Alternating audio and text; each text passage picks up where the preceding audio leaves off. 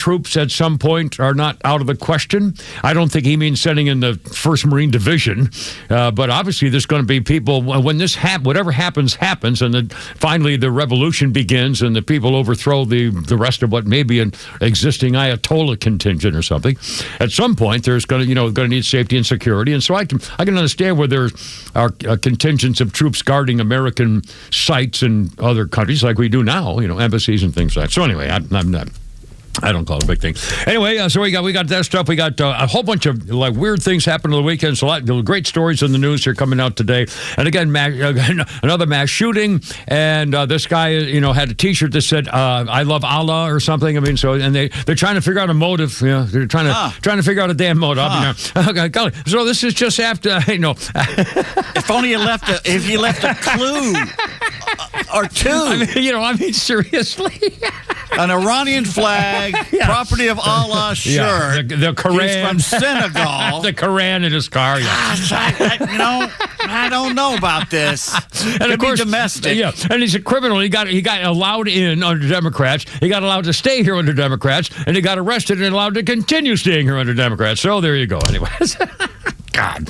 Anyway, so we got a million things. It's great stuff, and I'm going to tell you, I kind of joke about my breakfast every day, and in fact, I made a comment about my breakfast every day, and you guys mocked me and laughed at me for a thing, and now there's scientific evidence to show that perhaps the Kimmer knew what he was talking about. Well, I didn't actually know what I was talking about. I just happened to be a purveyor of it. It's all coming up. Also. I'm gluteless. I've tried to run this weekend, not to go jogging, but I had there was an incident where I had to run as fast as I could because I was freaking out. And I'm gluteless. I have no. The glutes are like your butt, right? Aren't your fanny muscles are your glutes, yes. Right? Around the side of the butts and the hip and stuff like that. Gluteus maximus. Yeah, they're gone. I look at my. I know I don't have. I'm assless. I have no acetol is a famous elderly symptom. You just have chaps now. You don't have assless chaps. They're just chaps. I just got chaps. On you. In fact, I should wear them. I've still got them in the closet. The full leathers, and I've got leather chaps. In fact, I used to have buckskin chaps with the fringe on them for my riding day, not for motorcycles, but for Jack the Good Boy. Anyway, Kimmer, Pete, and Flounder. Pete Davis.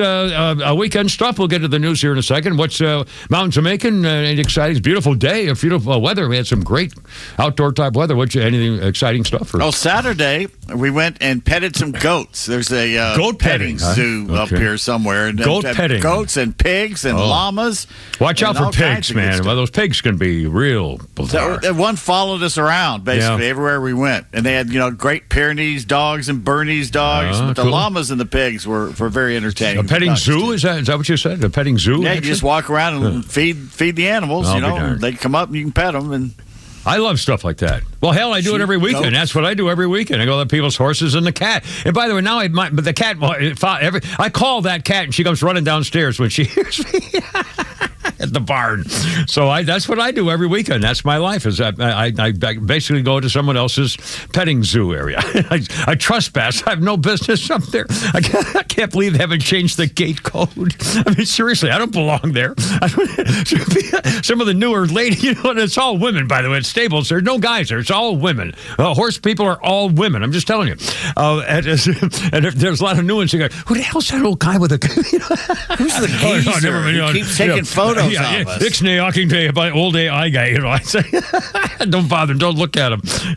He'll leave after a while. I swear to God. But the horses, I come in the gate and Spanky, the white horse, I'll show you the people who watch my video. As soon as I come in the gate, Spanky heads for the gate because he knows he'll recognize my car. Anyway, it's just that's my life and I'm happy with it. Anyway, so now Flounder and Mrs. Flounder, lovely Veronica, did you guys have a fun outdoor weekend? I think you were planning on something. Yes, we did. A very relaxing weekend outside. Hung out with the dog. Took him for some walks. Barbecued out on the deck, and just a nice, relaxing weekend. Excellent. Well, that's as it should be. It's beautiful freaking weather. In fact, I got the chance to hit some balls. I took my chopper out, which was totally thrilling because it, scares the crap out of me. But I hit some balls, and that's where I put the video, I think I sent it to you guys, about what I thought was a ladybug. I'm standing there, and all of a sudden, I look down, and there's this ladybug on my thumb. And I thought, that's kind of cool. So I took a little video and said, this could be good. This is good luck. I've always heard that if you have a ladybug land on you and stays there it's good luck. It's just kind of a sign from something or whatever. And I'm thinking, this is great. And then she finally took off. I assume it's a she. And then I got a lot of messages when I posted it on Facebook. That's not a ladybug. No, it's not. That's a Brazilian beetle, and they bite and sting and squirt this horrible, stinky skunk smell all over you. But luckily, it didn't do anything to me, but I can't believe it. And by the way, I remember this a couple of years ago. At the stable, I saw this weird, like red and yellow something bug fly looking thing.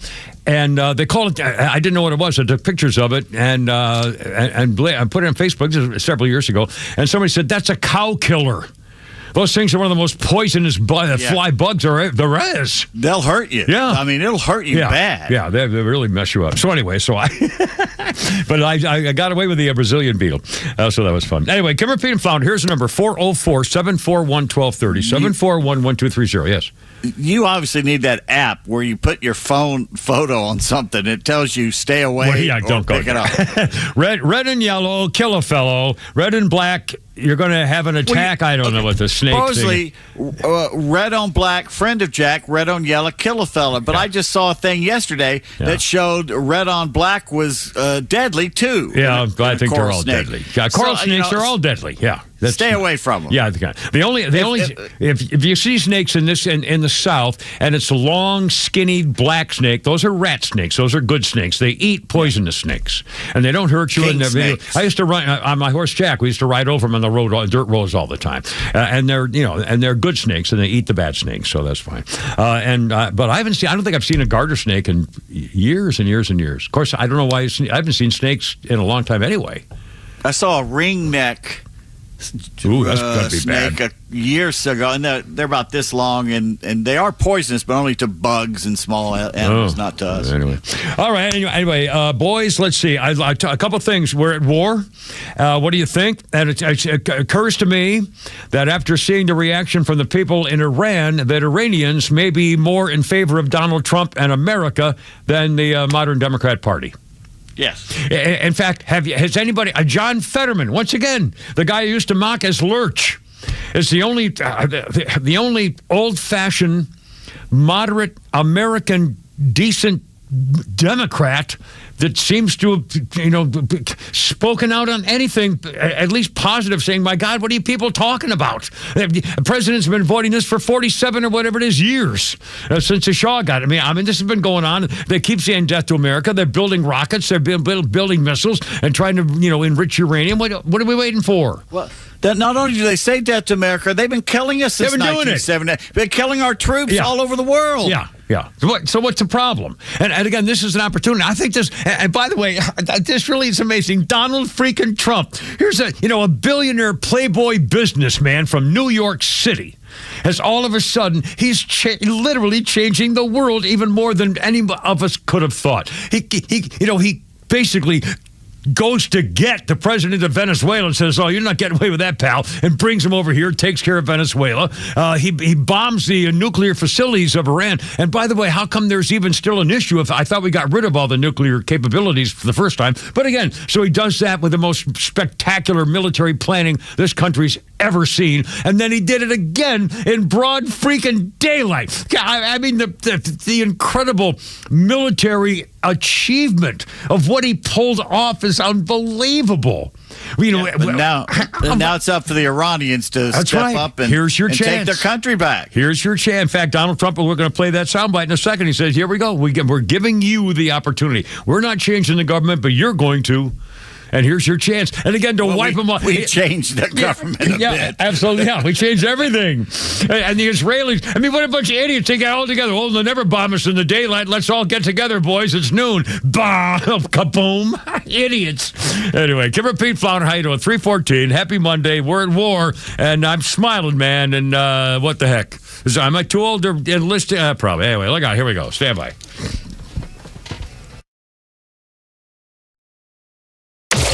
Feeding the communists with truth every day on the only conservative news and talk station in Atlanta.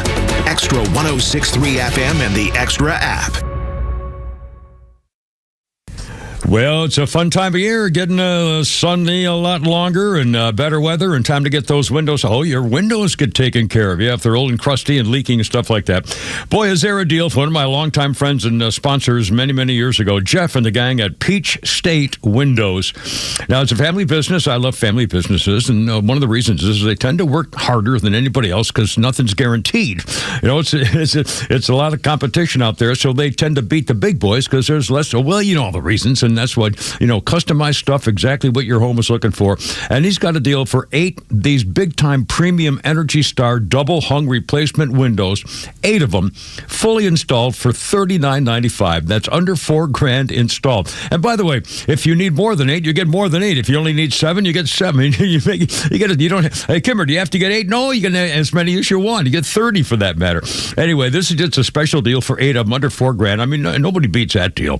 Hey, how about this also? 0% financing for 12 months. Here's a number. Jeff and the boys at Peach State Windows and his lovely bride. 770-485-8011. Trusted, proven, peachstatewindows.com. Hey Atlanta, it's Mark from Atlanta Safe House. It's 2026 and it's going to be a great year. So let's start the year off with a quiz. So what's the difference in a criminal and a socialist Democrat? Well, a criminal wants to steal your stuff, but a socialist Democrat wants to steal your freedom. So let's talk about safes. The Atlanta Safe House has the largest selection of safes in the Southeast. Brands like Browning, Champion, and Fort Knox. With over 500 safes in stock, we are the place to buy a safe. So come by the showroom or go to atlantasafehouse.com. Hello. Hey, is this Mike Fitzgerald? No, I think you have the wrong number. Wish I could help you. Well, you could if you were Mike Fitzgerald. Who is Mike Fitzgerald? Mike Fitzgerald is the only realtor I'll talk to because he can sell my house fast for a great price and even in this market. Yeah, I'm definitely not Mike Fitzgerald. Oh, I figured that out. Because Mike Fitzgerald would have sold my house already. Need to sell your home? You need Mike Fitzgerald from the Harry Norman Realtors team. Exclusive Georgia members of Forbes Global Properties. Learn more at MikeFitzgeraldRealty.com. That's where you'll find Mike Fitzgerald. Hi, it's Los, here with Tom Mitchell, the Honest Car Guy. Tom, you are changing the way people are buying their next pre-owned car or truck. How are you doing it? You know, Los, we found a better way for customers to buy a car. An honest way, a very transparent way. You pay what we pay plus our honest fee. How do you prove that? We even prove it to you by giving you a copy of the bill of sale at the end of the deal. How much can people save when they buy their next vehicle with the Honest Car Guy? I've saved people upwards of $20,000 and $30,000. I mean, it really depends on the year, the make, the model of the car, and the price of the car. You know, in a $15,000 car, I can't save you $20,000. We can probably save you $2,000 or $3,000. But it's through the course of the whole sale. The big one here that people don't realize, the financing. You go into the dealership, they tell you your rate's 9%. Well, really, it's probably 7% because they're allowed to make 2 points on there. The Honest Car Guy, you'll save an average of $5,000 to $10,000 depending on the price of the car. Folks, if you want to save thousands on your next pre-owned car or truck, try the Honest Car Guy. Call 844-SHOW-ME-1. That's 844-SHOW-ME, the number 1, or honestcarguy.com. A Social Security update. 70 million Americans collect Social Security benefits today, and millions more will join soon. Now, a new study finds 70% of Americans don't get the full benefits they deserve. But recipients can use simple strategies to boost Social Security benefits by as much as $188,000 over a lifetime. Social Security expert Michael Allen says it's true and reveals 5 key strategies to increase your benefits. It's all in his free special report. Newsmax calls the report your best guide for bigger Social Security benefits. Whether you're getting benefits or soon will, you need the Social Security report. Get it free. Call 800-999-9690. 800-999-9690. We'll text it to you right away, along with President Trump's act cutting your Social Security taxes. Call now, 800-999-9690. 800-999-9690. Text and data rates may apply.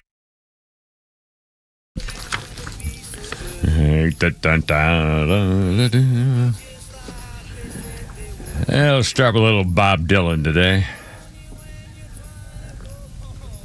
It's kind of a live performance here. Having a little good time recording this baby. No, he would not have. 2016, Bob Dylan sold his personal archive of notes, draft lyrics, poems, artwork, and photographs to the University of Tulsa. They would be made available to scholars and curated for public exhibitions.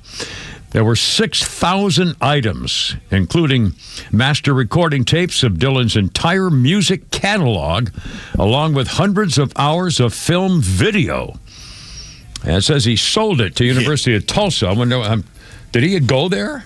No, the New Yorkers go, why do you put it in New York City where we can all see it? He goes, my music doesn't come from here. It comes from the Midwest. It comes from the heartland. Yeah. And so he wanted it in the heartland like Woody Guthrie did. Yeah. Because he was born and raised, I think, in Minnesota. And he's a Midwesterner. Midwesterner, yeah. So good for him. Anyway, Kimber, Pete, and Flounder, how's it going? Birthday list includes Lorraine Newman, part of the original cast of Saturday Night Live. Lorraine Newman is 74, and as when I was in radio in the 70s, this was about like 1976, I think, I had the entire cast in my studio. And again, I mentioned Jane Curtin was really nice, a little cool and aloof, but very nice. John Belushi was freaking high as a kite on coke or something, flying around the freaking broadcast booth. The one who passed away with do you want me to help you? Yes, the actress, the guy Frankenstein. Gilda Radner. And her former husband, the guy played young Frankenstein. Gilda Radner was as sweet as she could be. My wife had made her a birthday cake because we knew that she was coming in to be in the studio. And so my wife made her a birthday cake. And of all the people who came in, Lorraine Newman was very quiet and didn't want to be part of any of it. And I really don't blame them. I can imagine being a staff on a hit show, and all of a sudden you got to go to all these little radio stations around the country, talking to idiots like me anyway. So, but of all the people there, she was the most quiet and reserved and didn't really seem to be having a very good time, which I felt kind of bad about. But what the hell, she's getting millions of dollars for it. And she's a very nice person, I'm sure. All right, and by the way, big day today, 1904. Theodore Seuss Geisel, born on this day in 1904, became the much beloved author and illustrator of 48 books. Published worldwide in 200 million books sold. His first children's book, To Think I Saw It on Mulberry Street, rejected by 24 publishers before finally getting into print many years later. His first bestseller, There's Cat Scat in the Hat. No, that's not it. The Cat in the Hat, that's what it was, sorry. I show what kind of writing it did. And he passed away at the age of 87 in 1991. Some of his more famous books include Horton Hires a Hoe. That was one of the big ones. How the Grinch Stole My Underpants. I remember reading that to my grandkids. The Cat in the Blender. Again, these are just a few. In fact, this is really embarrassing. Some of the rejected ones of Dr. Seuss. You Are Different and That's Bad. Again, that's really not the kind of thing. How about Dad's New Wife, Robert? Some of these are not as good as Dr. Seuss books, as more popular as some of the others. Anyway, 322, how you doing? Kimber, Pete, and Flounder. Yes, it's been a long weekend here on 106.3. 404-741-1230. 741-1230. We're at war. We're in it. And again, for the record, there are at least we know 4 American casualties, 3 pretty much at once, and there was other people wounded. One of those other fallen soldiers has died. There were 4 dead so far, and they were, I don't know the specifics, but they were in logistics and supply, which means they were part of a military installation somewhere I'm not even sure where they were killed. Again, freaking Iran was sending rockets into Qatar. And by the way, I'm glad we got back to saying Qatar. Wasn't it always Qatar instead of Qatar? W started calling it Qatar. It's Qatar, whatever it is. Well, anyway, he's so stupid. He probably didn't know how to pronounce it. I'm pretty sure. But so Iran's been shooting rockets all over the place. 4 American servicemen dead. I don't have IDs yet or anything about exactly what happened. But again, if you're in a war zone, there is no safety. Anything could happen. They weren't, running a machine gun, but still, they gave their lives for their country, and they did it as volunteers. Let's not forget it, and let's not short shrift anything for the record.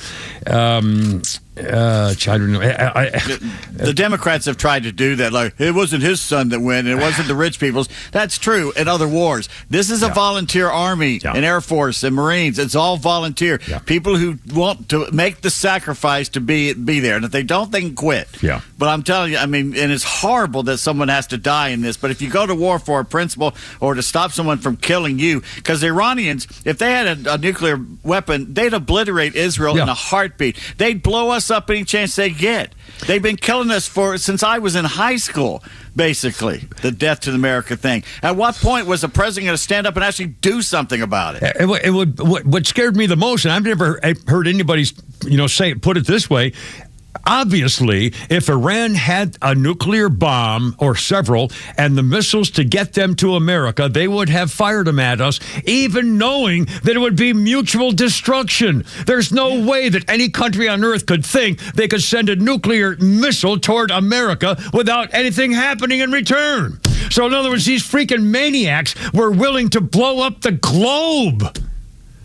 I mean, can you imagine what would happen? And again, I haven't seen the latest results of the Pentagon doing, war games in a computer like the freaking movie with Matthew Broderick in a long time. But my God, what do you think would happen if some country launched a nuclear missile at America?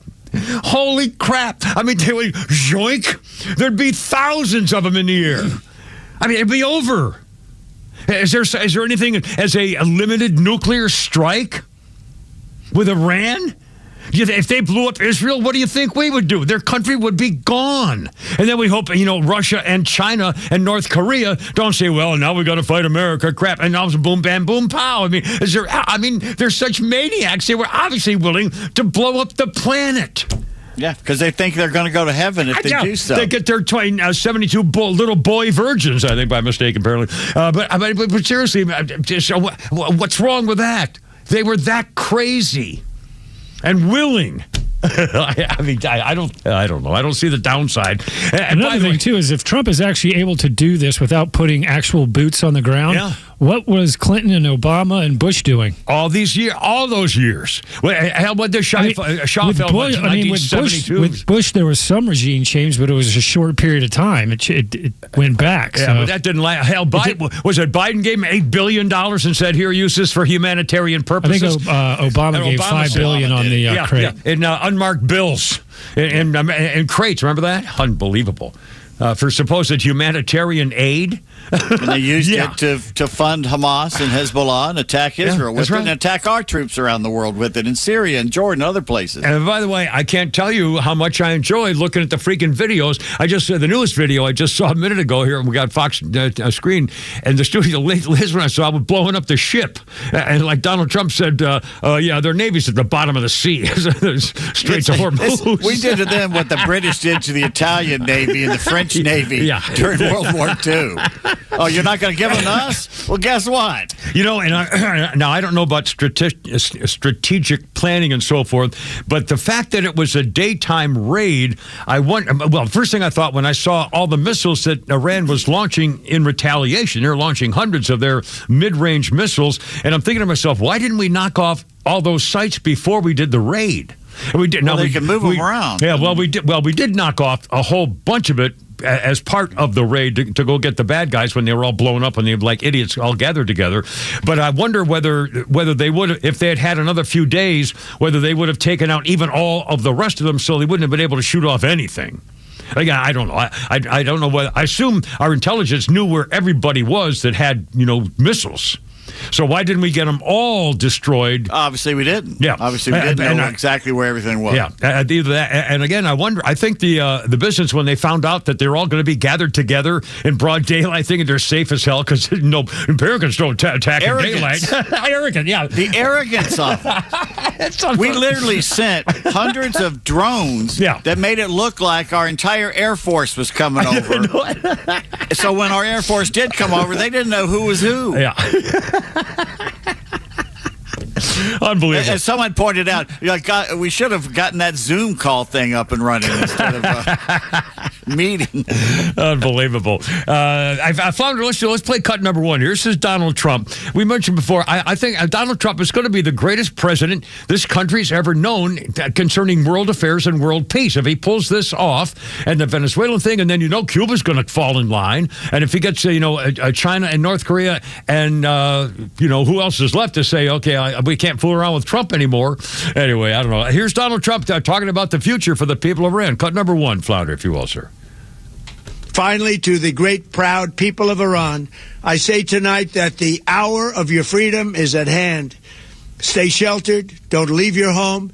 It's very dangerous outside. Bombs will be dropping everywhere.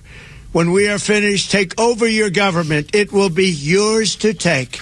This will be probably your only chance for generations. For many years, you have asked for America's help, but you never got it. No president was willing to do what I am willing to do tonight. Now you have a president who is giving you what you want. So let's see how you respond. America is backing you with overwhelming strength and devastating force. Now is the time to seize control of your destiny and to unleash the prosperous and glorious future that is close within your reach. This is the moment for action. Do not let it pass. President Trump, they talked about getting rid of the Ayatollah cockamamie. In fact, Flounder, let's play Pete Hegseth, number 2 here, then we'll take our break here in a second. This is important. Pete Hegseth was really cool today when he turned out their Death to America slogan all upside down. Cut number 2, if you will, sir.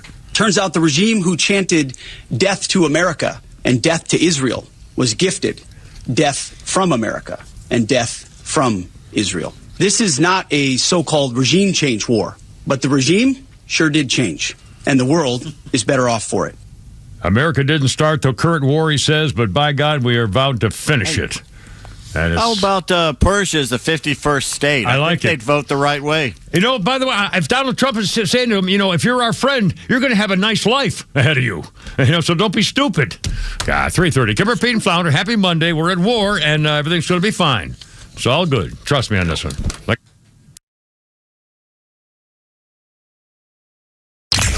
If you listen to Extra, share it with a friend.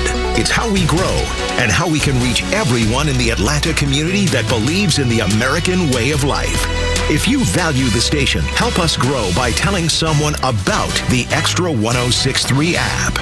The Braves 2026 gate giveaways are here, and this season is packed with must-have items. From the Braves Legends collection featuring iconic Braves alumni to the crossover jersey collection with Braves basketball, football, hockey, and soccer jerseys, there's something for every fan. Plus, fans can look forward to some new additions like a Hawaiian shirt, cowboy hat, and a bobble card series. It's part bobblehead, part baseball card. Visit Braves.com/promos to see the full lineup and grab your tickets. Atlanta Braves Baseball. We are Braves country. Thousands of veterans across Georgia are missing out on the benefits they've earned through their service. The Warrior Alliance is changing that by connecting veterans and their families to life-changing resources and support. Tune into the Warrior Alliance Network, our podcast and radio show dedicated to helping veterans succeed after service. Join us every Saturday at 11 a.m. on 106.3 to hear inspiring veteran stories, discover free programs, and learn about career opportunities available to you. Subscribe to the Warrior Alliance YouTube channel today. Up to $200 just for going to the doctor. Not a reimbursement, not a discount. Money paid directly to you. When was the last time your health insurance did that? Hey, it's a Kimmer. How's it going? Check this out. Most plans do the opposite. You pay every month, then you get hit with a deductible, then the bills start showing up. That's not insurance, that's a subscription. If you're afraid to use your health insurance, you don't have insurance, you have a bill waiting to happen. But some plans are structured differently. They can pay you up to $200 per visit. Cash benefits paid directly to you. Here's what you get. Some people are leaving marketplace plans, saving up to 60% a month. No open enrollment, no waiting, available year-round. If you're paying too much or avoiding the doctor because of cost, call my friend Steven, the health insurance doctor. In 10 minutes, you'll know if you're overpaying. 678-523-0759. Or visit healthinsurancedoctor.net. The right plan pays you to go to the doctor. 678-523-0759. Healthinsurancedoctor.net. Is your entire home winter ready? Every entry point? Cold air is invading your home through your windows, entry doors, and your biggest entry point, your garage door. Hi, I'm Dan Watkins, owner of All Four Seasons Garage and Entry Doors. Keep that cold air out of your home and save on your heating bills with energy-efficient windows, entry doors, and garage doors from All Four Seasons. We're proud to be celebrating a quarter-century of quality work and customer care. All the number 4 seasonsgarages.com. Oh no, what is that sound? found? It's our rejection detection system. It's showing that several men across Georgia are being denied intimacy by their partners due to ED. How can this be? Well, it's more common than you think. As men age, their bodies change. And unfortunately, once they get over 50, some things don't work like they used to. So what do we do? There's only one thing to do. We need to get them to Dr. Eric Deal at Total Body Therapy of Georgia. He can fix ED problems. But how? At Total Body Therapy of Georgia, they are experts in the P-shot, testosterone replacement, regenerative therapy, and Trimex to create an erection and more. Hi, this is Dr. Eric Deal from Total Body Therapy of Georgia. Did you know that 50% of men over 50 struggle with some form of ED? Guys, it won't get better on its own. When it's not hard, it's really hard. But I can help you today. Call us at Total Body Therapy of Georgia at 404-777-1911 or learn more about us online at tbtofga.com.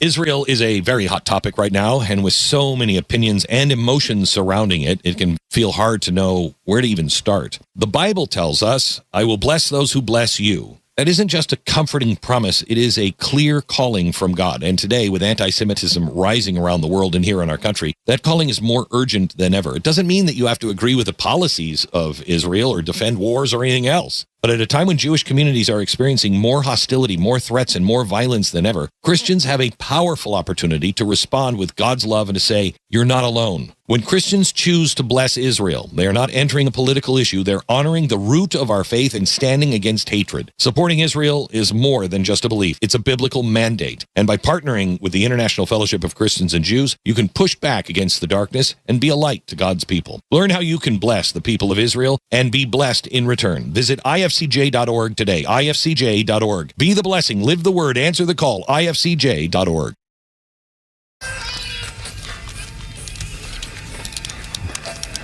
The Canadian guitar picking here by Jeff Healey, singer, guitar picker. On this day in 2008, the Canadian guitar singer and picker died of cancer. Jeff Healey lost his sight to retinoblastoma, rare cancer of the eyes, when he was 8 months old. His eyes were surgically removed. He was cancer-free for 38 years, then got sarcoma in his leg, spread to his lungs, and eventually killed him at the age of 38 in 2008. He had 12 albums, long-running radio show, worked with Stevie Ray Vaughan, Buddy Guy, B.B. King, ZZ Top, and Eric Clapton. Jeff Healey passed away 2008. Retinoblastoma. I did a story on a little girl who had that, and I covered her. She wanted to watch her, wanted to be with her before she lost her second eye, and she had one eye left, and she was going to lose the second eye, and so we arranged a thing for her mother to get married before the little girl lost her second eye. It was very, very touching, and then she, lost her life about 2 years later. After that, it was very sad. Kim Rapine and Flounder, how you doing? 337, and our birthday list includes. What have I written? Bryce Dallas Howard, 45 years old. She's a redhead. She's not auburn or strawberry blonde. That girl's a redhead, and she's a knockout. I think she's very attractive. Bryce Dallas Howard is 45, famous for Jurassic Park movie, stuff like that. Her dad, Opie, from Andy Griffith's show, turned 72 yesterday. His birthday yesterday, and his daughter, Bryce Dallas Howard, 45 today. There you are. Ron Howard, of course. He was a hell of a director. He was a hell of a movie guy. And on this day in history, we've got the bombing Iran here over the weekend, and the war is on. And again, it's not, they haven't said in the 1st Marines or the, 101st Airborne or anything. But clearly, we're taken out pretty much their defensive capabilities and their offensive capabilities. Been speaking of bombing on this day in history was 1776. General George Washington orders American artillery forces to blow the crap out of Boston. They were northwest of the city in advance of bringing in the big guns. This was incredible. After 2 straight days of bombarding, American Brigadier General John Thomas sneaked 2,000 troops and cannons and artillery south of Boston at Dorchester Heights. 59 cannons they had to transport 300 miles in a New England winter. A patriot who turned bookseller author patriot Henry Knox got the cannons from Fort Ticonderoga, where they had been recently captured by Lieutenant Colonel Benedict Arnold and Ethan Allen and his Green Mountain Boys. They bombarded the city. British General William Howe said, we can't defend this. And off they went. The victory of Boston resulted in a whole bunch of good things happening.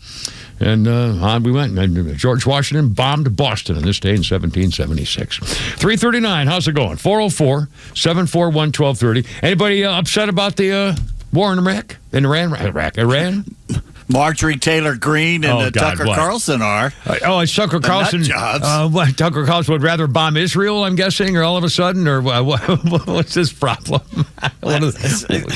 He's getting somebody's, fattening him. Is it just, the Democrats now want a declaration of war? They want, and by the way, for the record, have you seen the number of memes that have been going around now that Donald Trump has taken action against these people who want to kill us? Have you seen the number of memes that are going around concerning Putty Tat?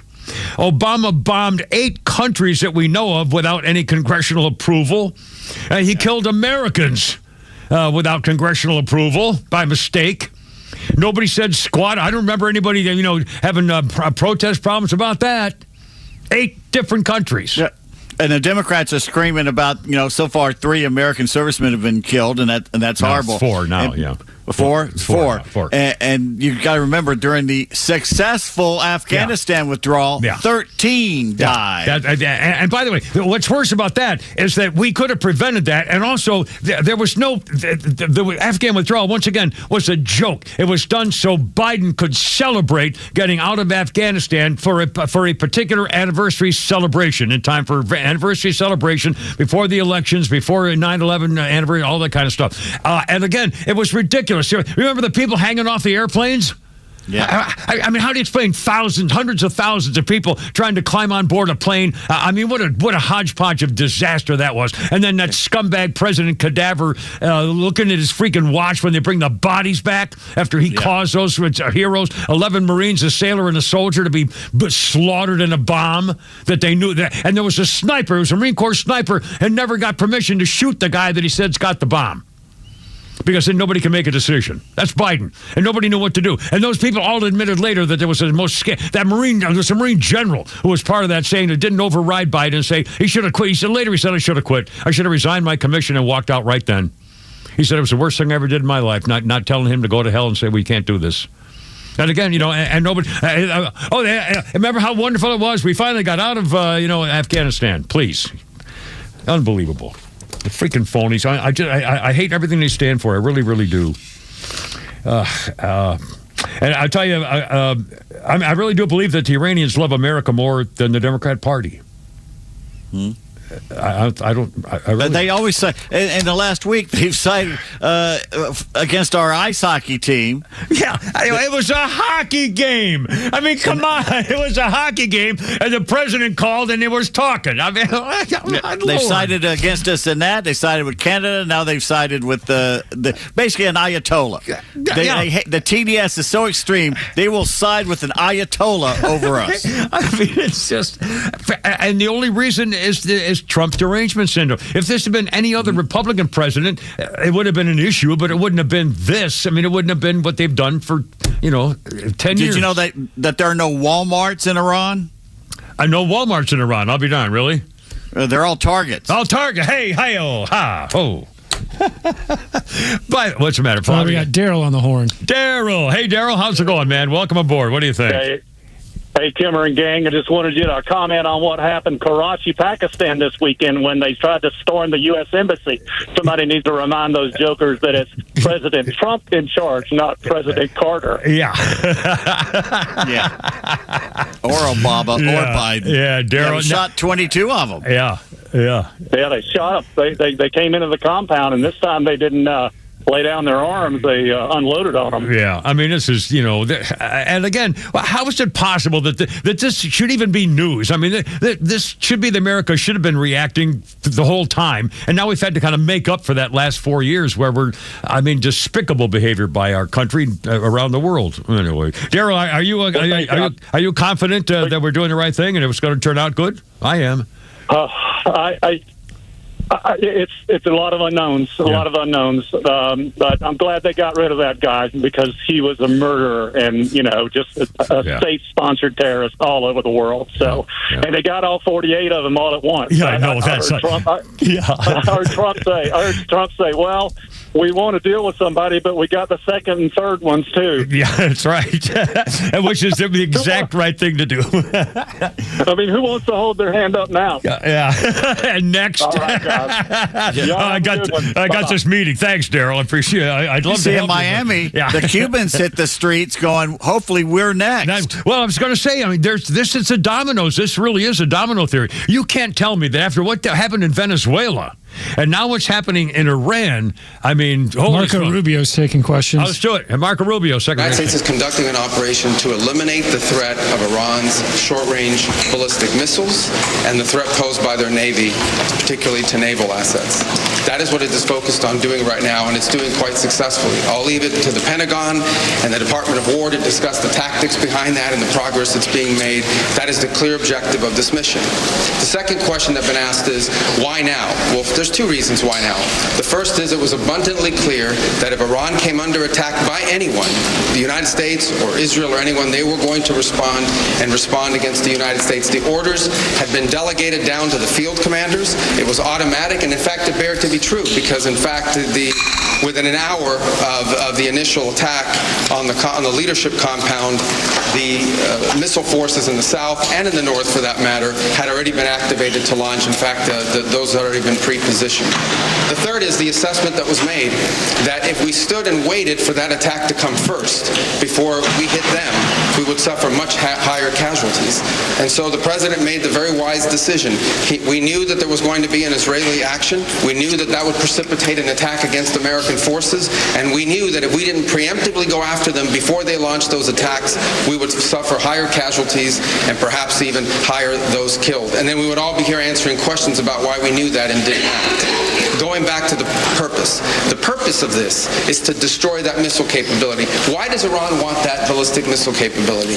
What they are trying to do and have been trying to do for a very long time is build a conventional weapons capability as a shield where they can hide behind. Meaning, there would come a point where they have so many conventional missiles, so many drones, and it can inflict so much damage that no one can do anything about their nuclear program. That is what they were trying to do, is put themselves in a place of immunity where the damage they could inflict on the region would be so high that no one can do anything about their nuclear program or their nuclear ambitions. They are producing, by some estimates, over 100 of these missiles a month. Compare that to the 6 or 7 interceptors that can be built a month. They can build 100 of these a month, not to mention the thousands of one-way attack drones that they also have. They've been doing this for a very long time, and by the way, they've been doing it under sanction. You see the attacks they're conducting right now? They're attacking airports, they're attacking hotels, they're hitting not just military bases, they're attacking our embassies directly, they're attacking facilities that have nothing to do with war or with military, and that's a weakened Iran. That's an Iran despite years of sanction. Imagine a year from now or a year and a half from now the capabilities they would have to inflict damage on us. It's an unacceptable risk, especially in the hands of a regime that's run by radical clerics. The ayatollah was a radical cleric. That entire regime is led by radical clerics who don't make geopolitical decisions. They make decisions on the basis of theology, their view of theology, which is an apocalyptic one. That has to be taken very seriously as well. So that was the purpose for what this operation is all about. That's what it's focused on. As the president said earlier today, it is on or ahead of schedule. I will defer to the Department of War to discuss the progress being made at a tactical level, but it was the right decision and an important decision for the safety and security of the world. One at a time. All right. Hey ho. Congress has to weigh it. Does Congress have to weigh it? Is the president declaring and does Congress have to weigh it? And was there an imminent threat? Did you tell lawmakers that there was an imminent There absolutely was an imminent threat, and the imminent threat was that we knew that if Iran was attacked, and we believed they would be attacked, that they would immediately come after us. And we were not going to sit there and absorb a blow before we responded, because the Department of War assessed that if we did that, if we waited for them to hit us first after they were attacked, and by someone else, Israel attacked them, they hit us first, and we waited for them to hit us, we would suffer more casualties and more deaths. We went proactively in a defensive way to prevent them from inflicting higher damage. Had we not done so, ago, there would have been hearings on Capitol Hill about how we knew that this was going to happen and we didn't act preemptively to prevent more casualties and more loss of life. That's what Biden would have done. That's exactly what Biden would have done. Damned if you do, damned if you don't. Right. No, first of all, two things I would say. Number one is, no matter what, ultimately this operation needed to happen. That's the question of why now. But this operation needed to happen because Iran in about a year or a year and a half would cross the line of immunity, meaning they would have so many short-range missiles, so many drones, that no one could do anything about it because they could hold the whole world hostage. Look at the damage they're doing now. And this is a weakened Iran. Imagine a year from now. So that had to happen. Obviously, we were aware of Israeli intentions and understood what that would mean for us, and we had to be prepared to act as a result of it. But this had to happen no matter what. Secretary, President Trump said overnight that his top choices to now run with Iran were killed in strikes. Does the United States have a firm plan for how they intend to handle this power vacuum in Iran to ensure that an Irish warliner does not take power? So two things, and two things can be true. Number one is our mission and our focus is the destruction of their ballistic missile capabilities and their ability to manufacture them, as well as the threat posed by their Navy to global shipping. That's the objective. That said, we would not mind, we would not be heartbroken, and we hope that the Iranian people can overthrow this government and establish a new future for that country. We would love for that to be possible. But the objective of this mission is the destruction of their ballistic missile capabilities and of their naval capabilities. So are you saying, based on that, are you saying that there is no responsibility, no plan for the U.S. to at least play a role in whatever government comes next? We might. We'll see how circumstances play out. But I'm telling you what the objectives of this operation are. The objectives of this operation are to destroy their ballistic missile capability and make sure they can't rebuild it, and make sure that they can't hide behind that to have a nuclear program. That's the objective of the mission. That said, abundantly clear, we would love for there to be an Iran that's not governed by radical Shia clerics. As I've said myself repeatedly for years, the leadership of that country does not reflect the people of Iran, and I think that's been pretty apparent in the protests that you've seen. If there's something we can do to help them down the road, we'd obviously be open to it, but that's not the objective. The objective of this mission is the destruction of their ballistic missile capability. For the United States. What now? Regime change has not gone well for the United States for many, many decades. How do you assure the American public that things will not get worse for the next regime that comes in there and replaces the Well, we would love to see this regime be replaced. And ultimately, as the president has said, he calls... No, but let me finish my answer. As the president has said, he would love for the people of Iran to use this as an opportunity to rise up and remove these leaders. They've been wanting to remove them from a long time. We've seen successive waves of protests, and we've seen them slaughter people. Okay? But the objective of this mission is to make sure they don't have these weapons that can threaten us and our allies in the region. That's why we're doing what we're doing now. And while we would love to see a new regime, the bottom line is no matter who governs that country a year from now, they're not going to have these ballistic missiles and they're not going to have these drones to threaten us. That's the objective of this mission, is to deny them the ability to use ballistic missiles to threaten their neighbors, to threaten our bases, to threaten our presence in the region, and ultimately as a shield behind which they can do whatever they want with their nuclear weapons ambition. We were not going to let them hide behind that, and that's why this was such a critical mission to undertake now while they were at their weakest point, and not a year from now where they could inflict even more damage and perhaps already be behind that point of immunity. He said the same thing like 6 times now. Right here behind, go ahead, you and then you. Yes. Your critics in Congress have said that they should have a role, they should be able to weigh in here, and there are going to be war powers resolutions votes in Congress later this week. Why not notify Congress ahead of this, and does Congress... Well, we did. We notified Congress. I mean, we notified the Gang of Eight. We notified congressional leadership. There's no law that requires us to do that. The law says we have to notify them 48 hours after beginning hostilities. We've done that. I think the notification went today. But we did notify members of Congress in advance.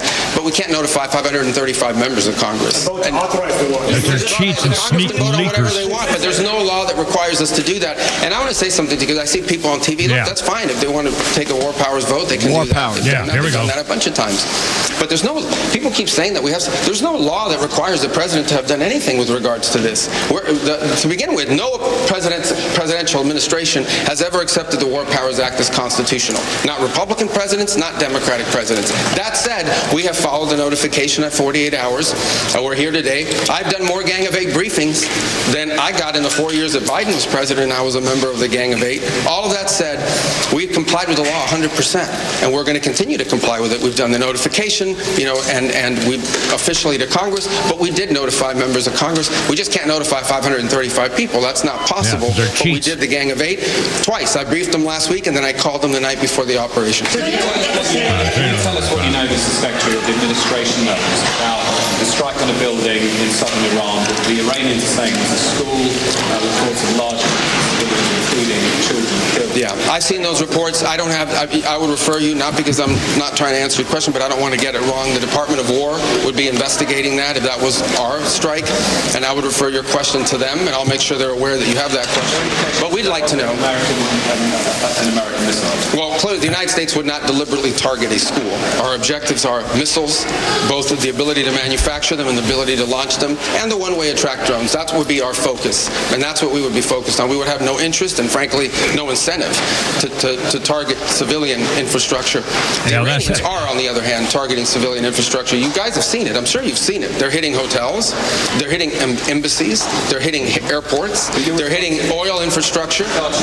Yeah, and of course, the reporter tried to pretend that America's going after schools or something. Behind it because I'm not. We got to break here, but that's Secretary. I'll tell you, Rubio is impressive as hell, and he made it clear. Coming up, more Kemper, Pete, and Flounder. It's Monday, and we're at war, my friends, and smiling.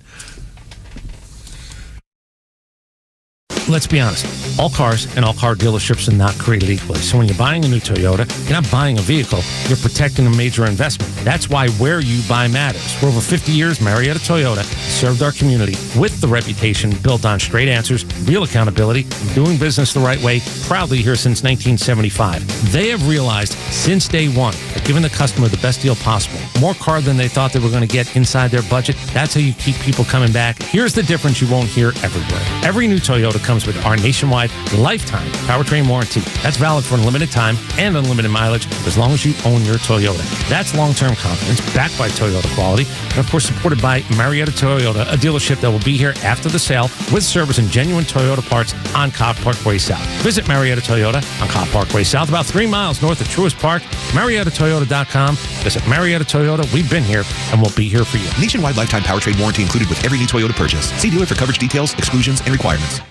Big moments deserve big-time craftsmanship. At Solomon Brothers Jewelers, we've been family-owned and operated since 1982 because we know what it means to show up when it counts. Jaron Solomon here, and that's why we're proud to be an official Tacori jeweler. Each Tacori ring is handcrafted in California, going through 20 elite artisans before it hits your hands. Not mass-produced, not generic, always personal. And with Solomon Brothers, you get lifetime cleanings, unbeatable financing, and the largest Tacori selection in Georgia. Stop by a store in Buckhead, Alpharetta, or Sharpsburg. Visit SolomonBrothers.com to book your private appointment. Solomon Brothers Jewelers, where love is in the details and legends are built to last. Solomon Brothers Jewelers, proud partner of the Georgia Bulldogs and official jeweler of the Georgia Tech Yellow Jackets. It's tax refund season here in Georgia, and a lot of folks are deciding how to spend it. Let me suggest something practical, something you use every day, your air conditioning system. With an earlier and warmer projected spring, your air conditioner is about to start working real hard. If your system is older and inefficient, this might be a smart time to upgrade to a high-efficiency carrier system to save on your utilities. When you combine proven carrier technology with an experienced team like at Central Heating and Air Conditioning, you're investing in long-term comfort and efficiency. Right now, you can save up to $1,700 in rebates, plus 60 months 0% financing on qualified systems, making a new system more affordable than you might think. Before that refund disappears on something temporary, invest in comfort that lasts for years. Call 770-GET-HEAT or go to centralheat.com today. Central Heating and Air Conditioning, delivering carrier comfort for the world we share. We're smart, we care. We're Central Heating and Air. Attention, extra listeners. Tax season is here. Do you have a retirement tax strategy in place? Because tax planning for retirement is not just about reporting your taxes, it's about planning them. We work with you to create an efficient tax plan to take you through the next stage of life, the next 10 years, 20, 30, and beyond. We'll help keep the golden years golden. Our fiduciary team provides personalized guidance to keep your financial future secure. Don't wait. Plan now for peace of mind. Schedule your complimentary consultation today at masterplanretire.com. Masterplan Retirement Consultants. Plan well and prosper. Advisory services offered through Master Plan Retirement Consultants, Inc., a registered investment advisory in the state of Georgia. Insurance, tax, and commodity services offered through Fricks & Associates, Inc., DBA Master Plan Retirement Consultants. The aforementioned are affiliated companies. Hey, this is Matt from East Cobb. We basically bought our house from our in-laws. It was my wife's childhood home. One of the issues that we've had when we first moved in was our dog in our backyard. It was extremely shaded, could never grow grass back there. We resodded it twice. So ATL Turf Co. did an amazing job with our backyard transformation. They basically created a miniature golf hole. We have a miniature fairway. We also have a miniature little putting green. Consists of about 4 holes, total about 40 yards, so you can definitely work on your short game and your putting. After that transformation that ATL Turf Co. did for us, my father-in-law came and saw his house the way it looked after the fact of we had a putting green and a miniature golf course. Sure enough, he did the same thing with ATL Turf Co. He has a beautiful backyard, wonderful stonework, drainage, and a beautiful practice area for chipping and putting. Check him out online at atlturfco.com.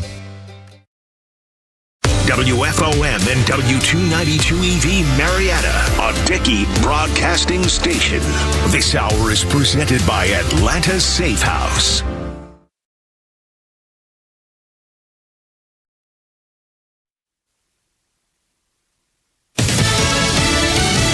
The objectives in Iran. On Lisa Brady, Fox News. President Trump defending Operation Epic Fury after warning Iran not to resume its nuclear program following U.S. and Israeli strikes last June. But they ignored those warnings and refused to cease their pursuit of nuclear weapons. The president says the new operation, also targeting Iran's missile program and its Navy, could last for several weeks or more. We now have an indication as to why that is.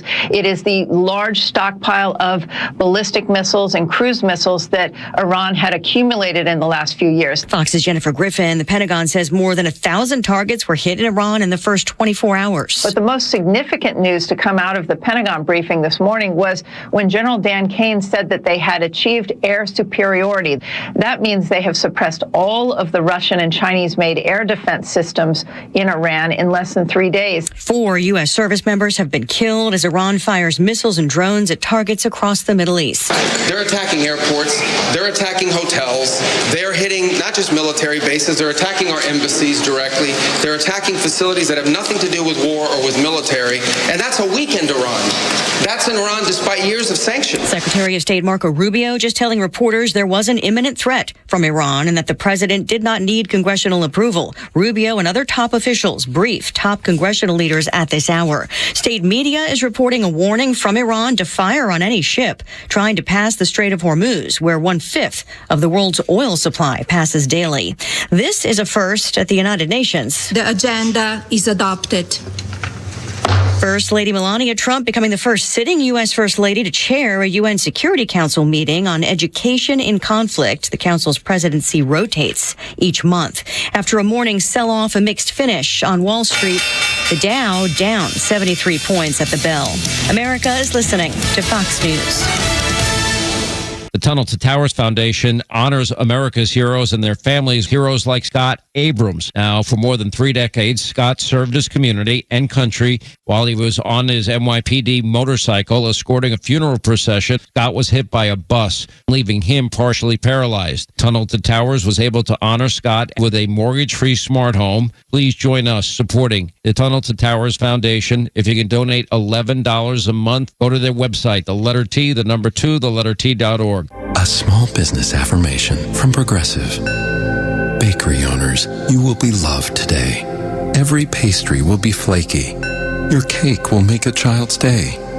your delivery van won't get sideswiped by a distracted garbage truck driver. But if so, breathe easy, knowing you'll get back to business quickly with Progressive protecting your commercial auto. See if you can save in as little as 8 minutes at progressivecommercial.com.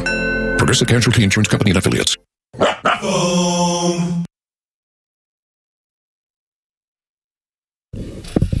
All right, picking guitar pickers. You guys are more music experts than I will ever be, so I'm going to have you decide whether this is legit. I know you can tell who this is, but it was on this day in 2007. There was a poll of music fans for Classic Rock magazine. They top 5 included...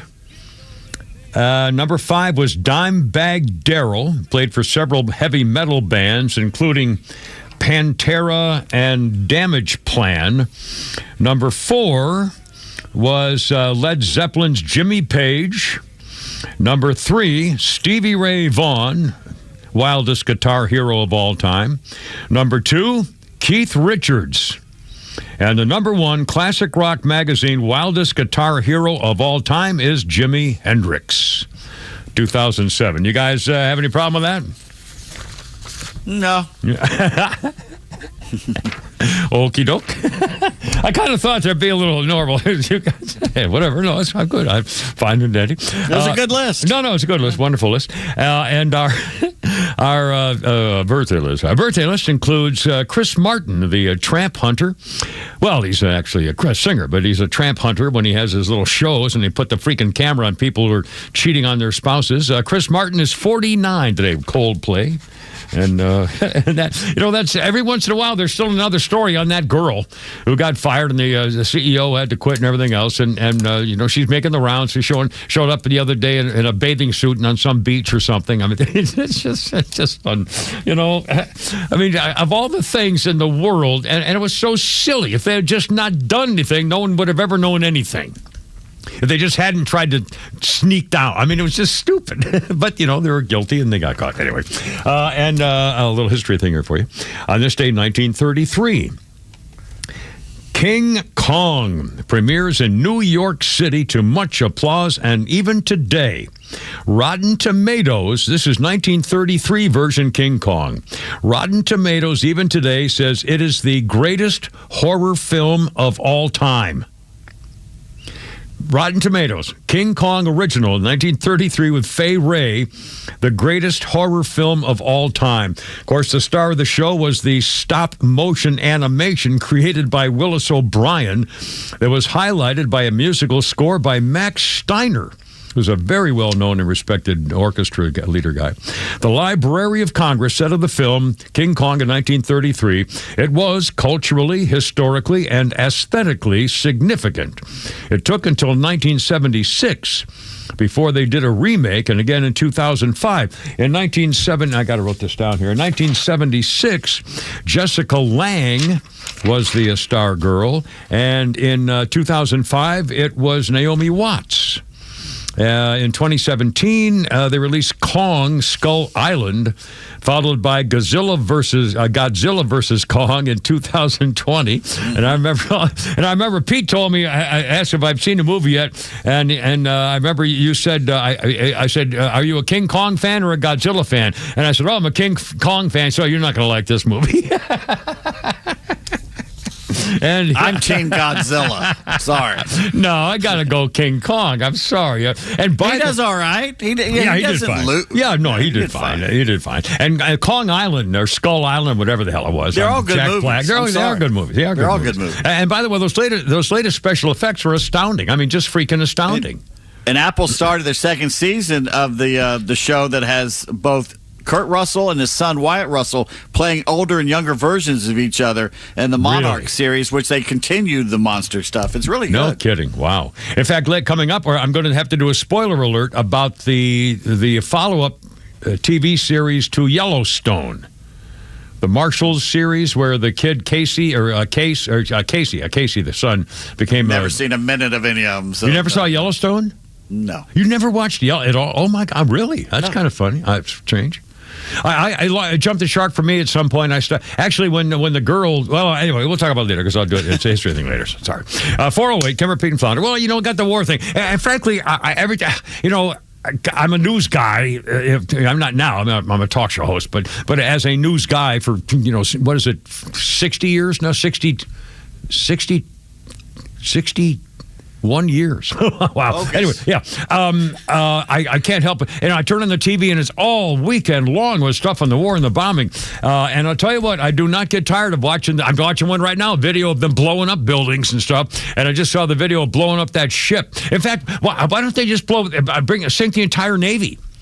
Well, they're going to. Yeah, well, yeah. I mean, and again, Iran, on the news, it just said Iran threatens to bomb or attack any ship that goes into the Strait of Hormuz, which is 20 or something percent or more percent of the world's shipping cargo goes through there. Well, that's why they're going to sink the Navy, because they've threatened to use the Navy to do so, and if you don't have a Navy, it's hard to do that. Yeah. Well, and again, I don't know what we're waiting for. I mean, I hope they're still going to get them all. It sounds to me like they, and again, after what we heard Marco Rubio say, two things on that. If you missed it, you'll hear more about him later. No matter what the question was, they're trying to get him to say America wants regime change, and we're doing this to try to change, the government of Iran. And Marco Rubio made it very clear. Now, wait a minute. This is to get the missiles that are ready to attack us, and the reason we're doing it now is because they were ready to operate and we couldn't let them wait any longer. Well, it also turned out that, and again, I wondered why that we haven't already knocked out all the satellite defensive sites and all the Navy ships and everything else. And I think it was because and again, it was the Israelis who went after the Ayatollah and his leaders. It was the Americans who went after the military stuff. We didn't have anything to do, apparently. Well, our CIA helped. I mean, our intelligence. But it was the Mossad, the Israelis, who went after the Ayatollah and killed him and all his friends. And again, I think what happened was when the Israelis and the CIA, America, found out that all those people were going to be in the same building, in the same place at the same time in broad daylight, I think the Israel said, we're going. And so the Americans said, well, okay, let's go. If you're going, then we can't wait. We can't not go. So we're all in this together. And I think, I'll bet it was that's the reason that not every ship is yet at bottom of the sea yet. Is because I'll bet you they'd wish you'd been like a day longer or something. But again, what an incredible accomplishment in broad daylight. I mean, just astounding. They have to avoid, though, what happened with Bush after, WMDs and stuff like that after Iraq. They need to go in there and show what they were building, all these ballistic missiles and stuff like that. And the Iranian people have got to step up. Right. And the sad thing is they killed 50,000 of them, probably most of their leaders. Yeah. So it may take a bit to get geared up again to overthrow this government, because they probably killed most of the leaders of the opposition.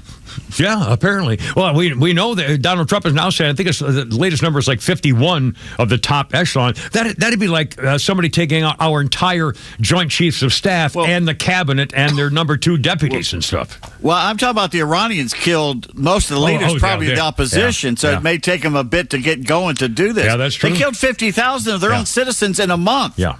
Yeah. No, and by the way, the Pope behind his 40-foot high walls sit there bitching about us, but doesn't say a word about the 50,000 Iranians who died in the last month. Pope needs to shut the blank up.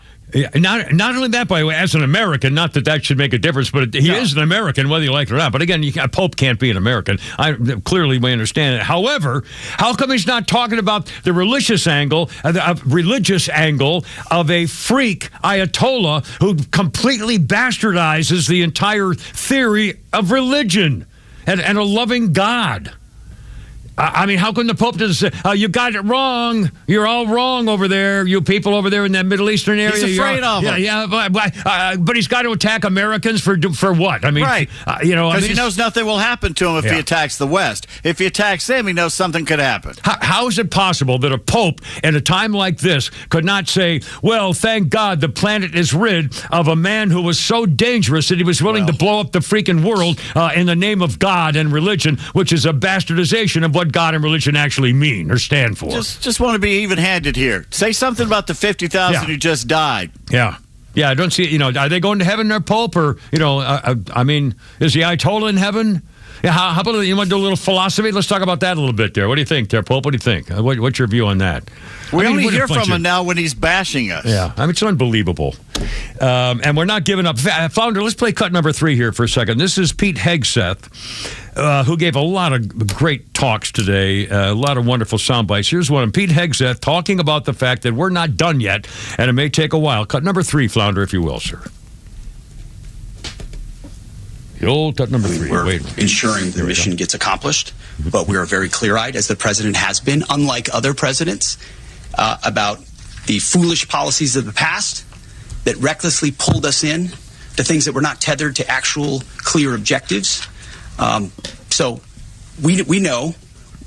We have plans, we have generals, we have chairmen, we have commanders, CENTCOM commanders, Admiral Cooper, who's executing very deliberately to ensure outcomes that I laid out are accomplished.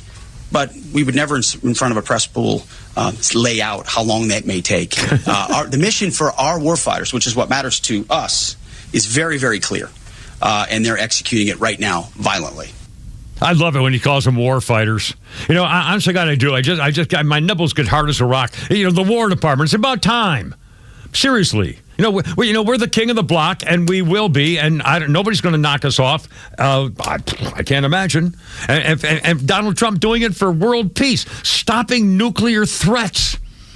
I mean, I think this is the beginning of a domino fall that may take years, but I think this is, and I think Red China and North Korea are going to say when they start falling in behind Donald Trump around the world in various, South America and then Middle East, they want to take everybody on. We'll see. 414, Kimber, Pete, and Flounder. It's Monday at War and Happiness.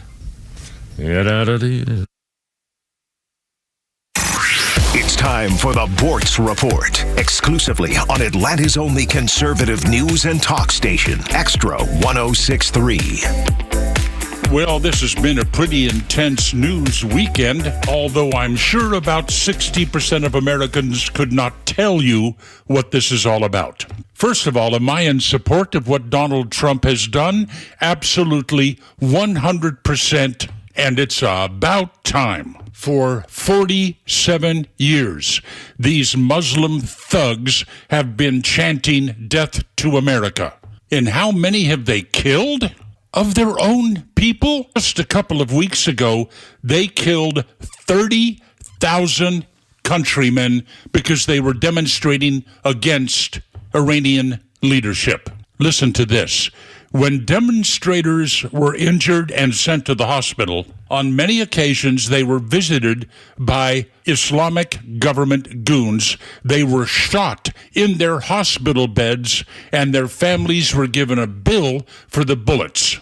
And was there ever a doubt that Democrats would be against it? Barack Obama gave this regime over $1 billion in cash. Hillary Clinton opened the door to Russian uranium for Iran. And Joe Biden sat around with his teeth in his mouth. Finally, Donald Trump grew a pair and did something. Georgia's useless Senator John Ossoff. Oh, there should have been more talks. You idiot! What are you talking about? Discussions with Iran? They've been going on for over 40 years and yielded nothing. They've never made a promise they kept. Good Lord, Georgia voters, can you get rid of this lightweight in the upcoming election, please? Now, where this is going to go, I don't know. One thing for sure, Iran will not have nuclear weapons, and interestingly enough, they have almost all of the Arab states opposed to them right now. The next few weeks ought to be fun. I'll check in when I'm not on the golf course. Neil Bortz, Extra 106.3. Hi, it's Los, here with Tom Mitchell, the honest car guy. Tom, you are changing the way people are buying their next pre-owned car or truck. How are you doing it? At the Honest Car Guy, the entire process is completely transparent. You pay what we pay plus our honest fee, and we even prove it by giving you a copy of the bill of sale. We can sell you any make, any year, any model, and at the Honest Car Guy, you'll save an average of $5,000 to $10,000 depending on the price of the car. Folks, if you want to save thousands on your next pre-owned car or truck, call 844-SHOW-ME-1. That's 844-SHOW-ME, the number 1, or honestcarguy.com. So you got into an argument. Things got heated. Then a fight broke out, and it landed you in jail. Now what? You need a second chance bail bonds. They can get you or your loved one out of jail quickly, in most cases, in a few hours. So make the right call. A second chance bail bonds. It's better to know us and not need us than need us and not know us. Call 404-BAIL-OUT. That's 404-BAIL-OUT or online at atlbail.com. Time now for the Retire Wise Report. James Parker here with financial advisor Sean Maloney, founder and CEO of Retire Wise. Many people assume their taxes will automatically go down once they retire and stop collecting paychecks. Sean, is this a dangerous assumption? It can be, because you know what? Lower taxes in retirement can be a myth. It's not always true, right? Remember, up to 85% of your Social Security benefits could be taxed, right? Your traditional IRA and 401k income is 100% taxable, so that needs to be accounted for. And that's why it's so important to find ways to reduce or eliminate your taxes wherever possible. Tell us about the offer you have for our listeners. Hey, look, now is the time to start looking ahead and identifying your tax liabilities in retirement. Well, we have a great resource for you guys. We have what's called the Retire Happy Framework Toolkit. You can get a copy today by calling or texting the word WISE to 770-802-2200. My team helped put together this just for you, and it's a complimentary guide. And the center of this is a copy of my latest book, The Priority of Retirement. It has chapters on everything from Social Security to investments to income planning. We include guides in there as well as on strategies for income planning, for taxes, and even dealing with recessions in retirement, among other things. So if you want to get this information in your hands today, call or text the word WISE to 770-802-2200. That's 770-802-2200. Take advantage of this offer. Get your Retire Happy Framework today. Just text WISE to 770-802-2200. And the team at Retire Wise will get you your Retire Happy Framework right away. So just call or text WISE to 770-802-2200. Investment advisory services made available through AE Wealth Management, LLC, a registered investment advisor. Firm does not provide tax services. It's my favorite Dusty Springfield song. Well done, Flounder.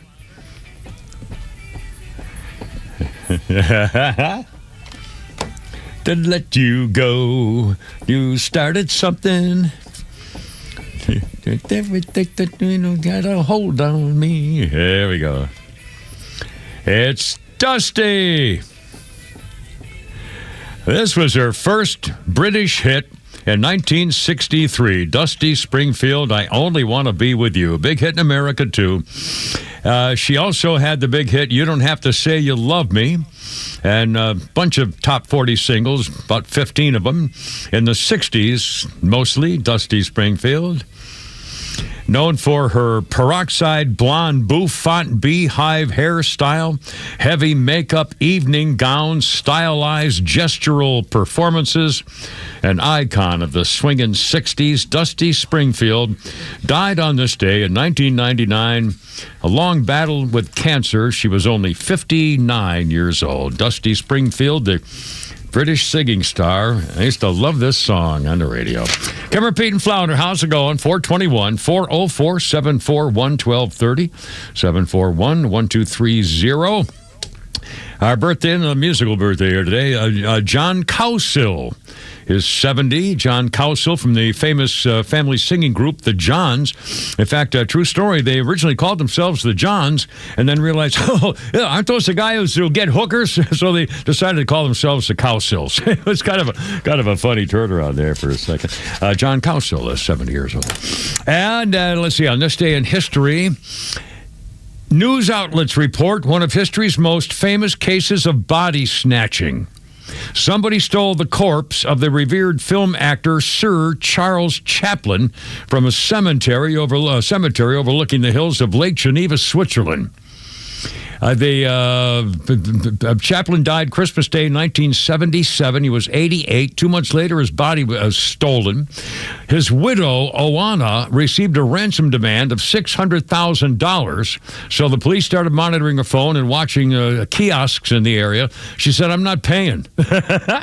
She said, I'm not paying to get my dead husband's body back. He would have thought it was ridiculous, the whole idea. So then he made threats against her 2 little children. This Una was Charlie Chaplin's fourth wife.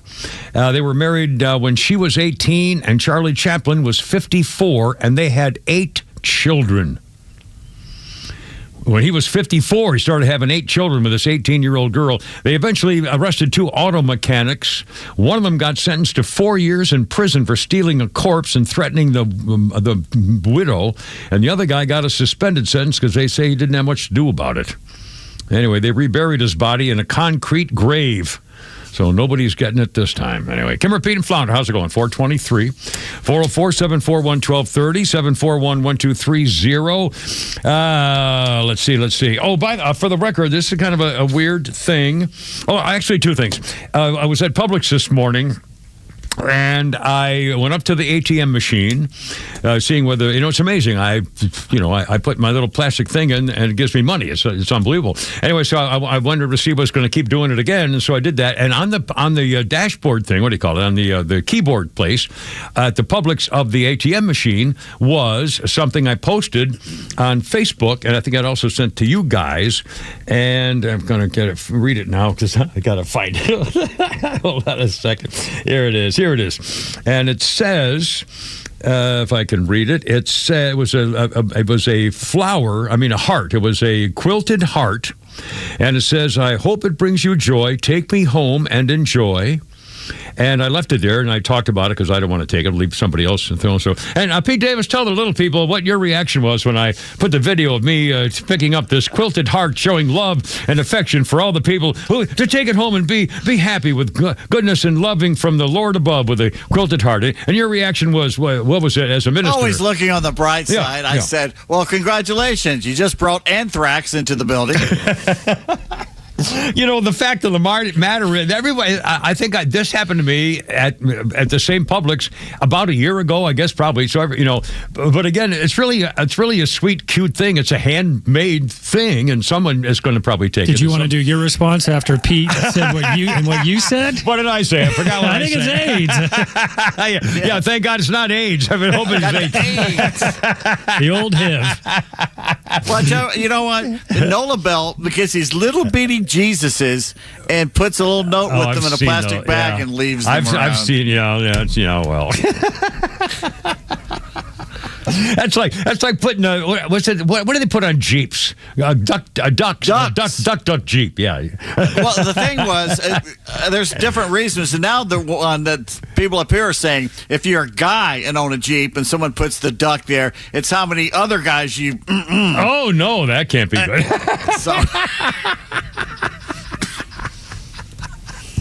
Well, now, see, you don't want to put anything on your Jeep. No. It's a Jeep. Anyway. Oh, mercy. 426. Anyway, and by the way, at this Publix, I almost lost my mind over the weekend. I went to the Publix. I needed to get some carrots for the horses or whatever. And while I'm in Publix, I beg your pardon. It was it Friday? Oh, God, I can't remember. Anyway, I listened to the radio station, and literally from 5:30 in the morning, I listened to our station until during the week until 7 o'clock at night when I get home. And when I go to the store, I have the radio station on my cell phone. And the problem is when I'm shopping at the store, pushing the cart, I didn't want to be like holding my phone and so forth, and so I put it on that little plastic tray at the beginning top part of the shopping cart of the buggy.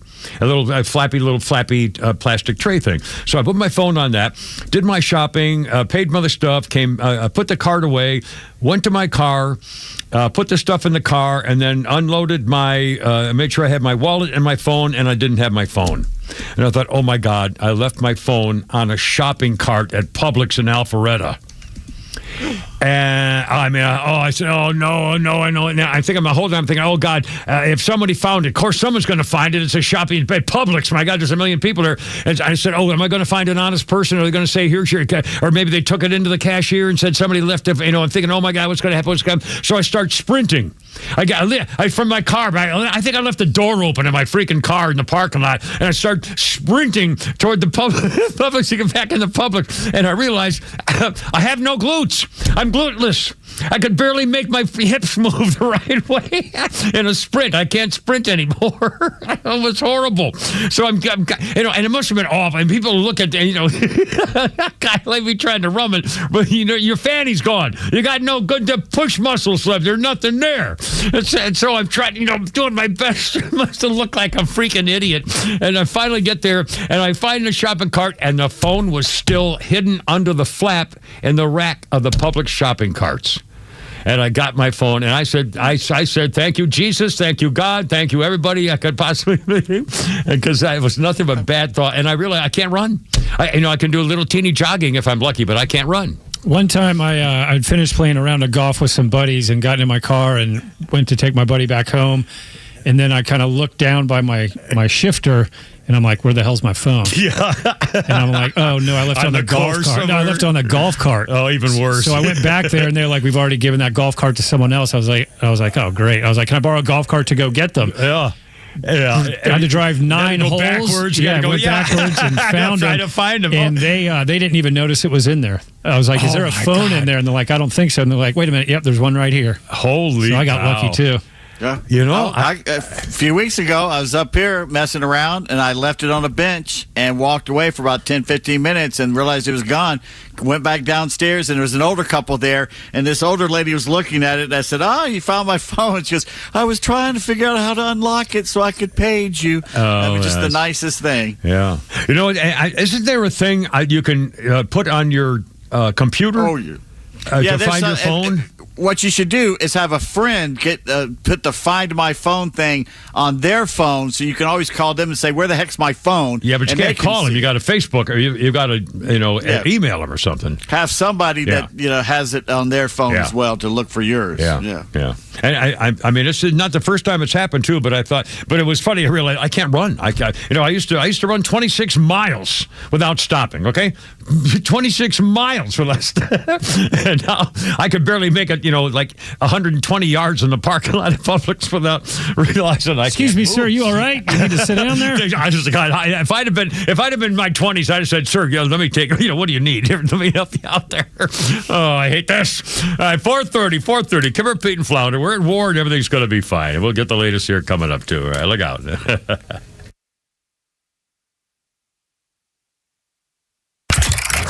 You can stream Atlanta's only conservative news and talk station while you work at extra1063.com. Get the latest from the Morning Extra, The Kimmer Show, and Neil Boortz, and stay connected at the office. That's xtra1063.com. Well, there's a deal waiting for you if you want to get those windows taken care of finally, because, this is the time of the year, we're going to have daylight saving time coming up here and beautiful weather. And if those windows have been bothering you, whether they're all crusty and leaky and stuff like that, Jeff at Peach State Windows, guy I've family have known for 25 years working with them, they have a deal. Peach State Windows, how about 8 of these beauties? And double hung premium big time Charlie Energy Star replacement windows fully installed, $39.95.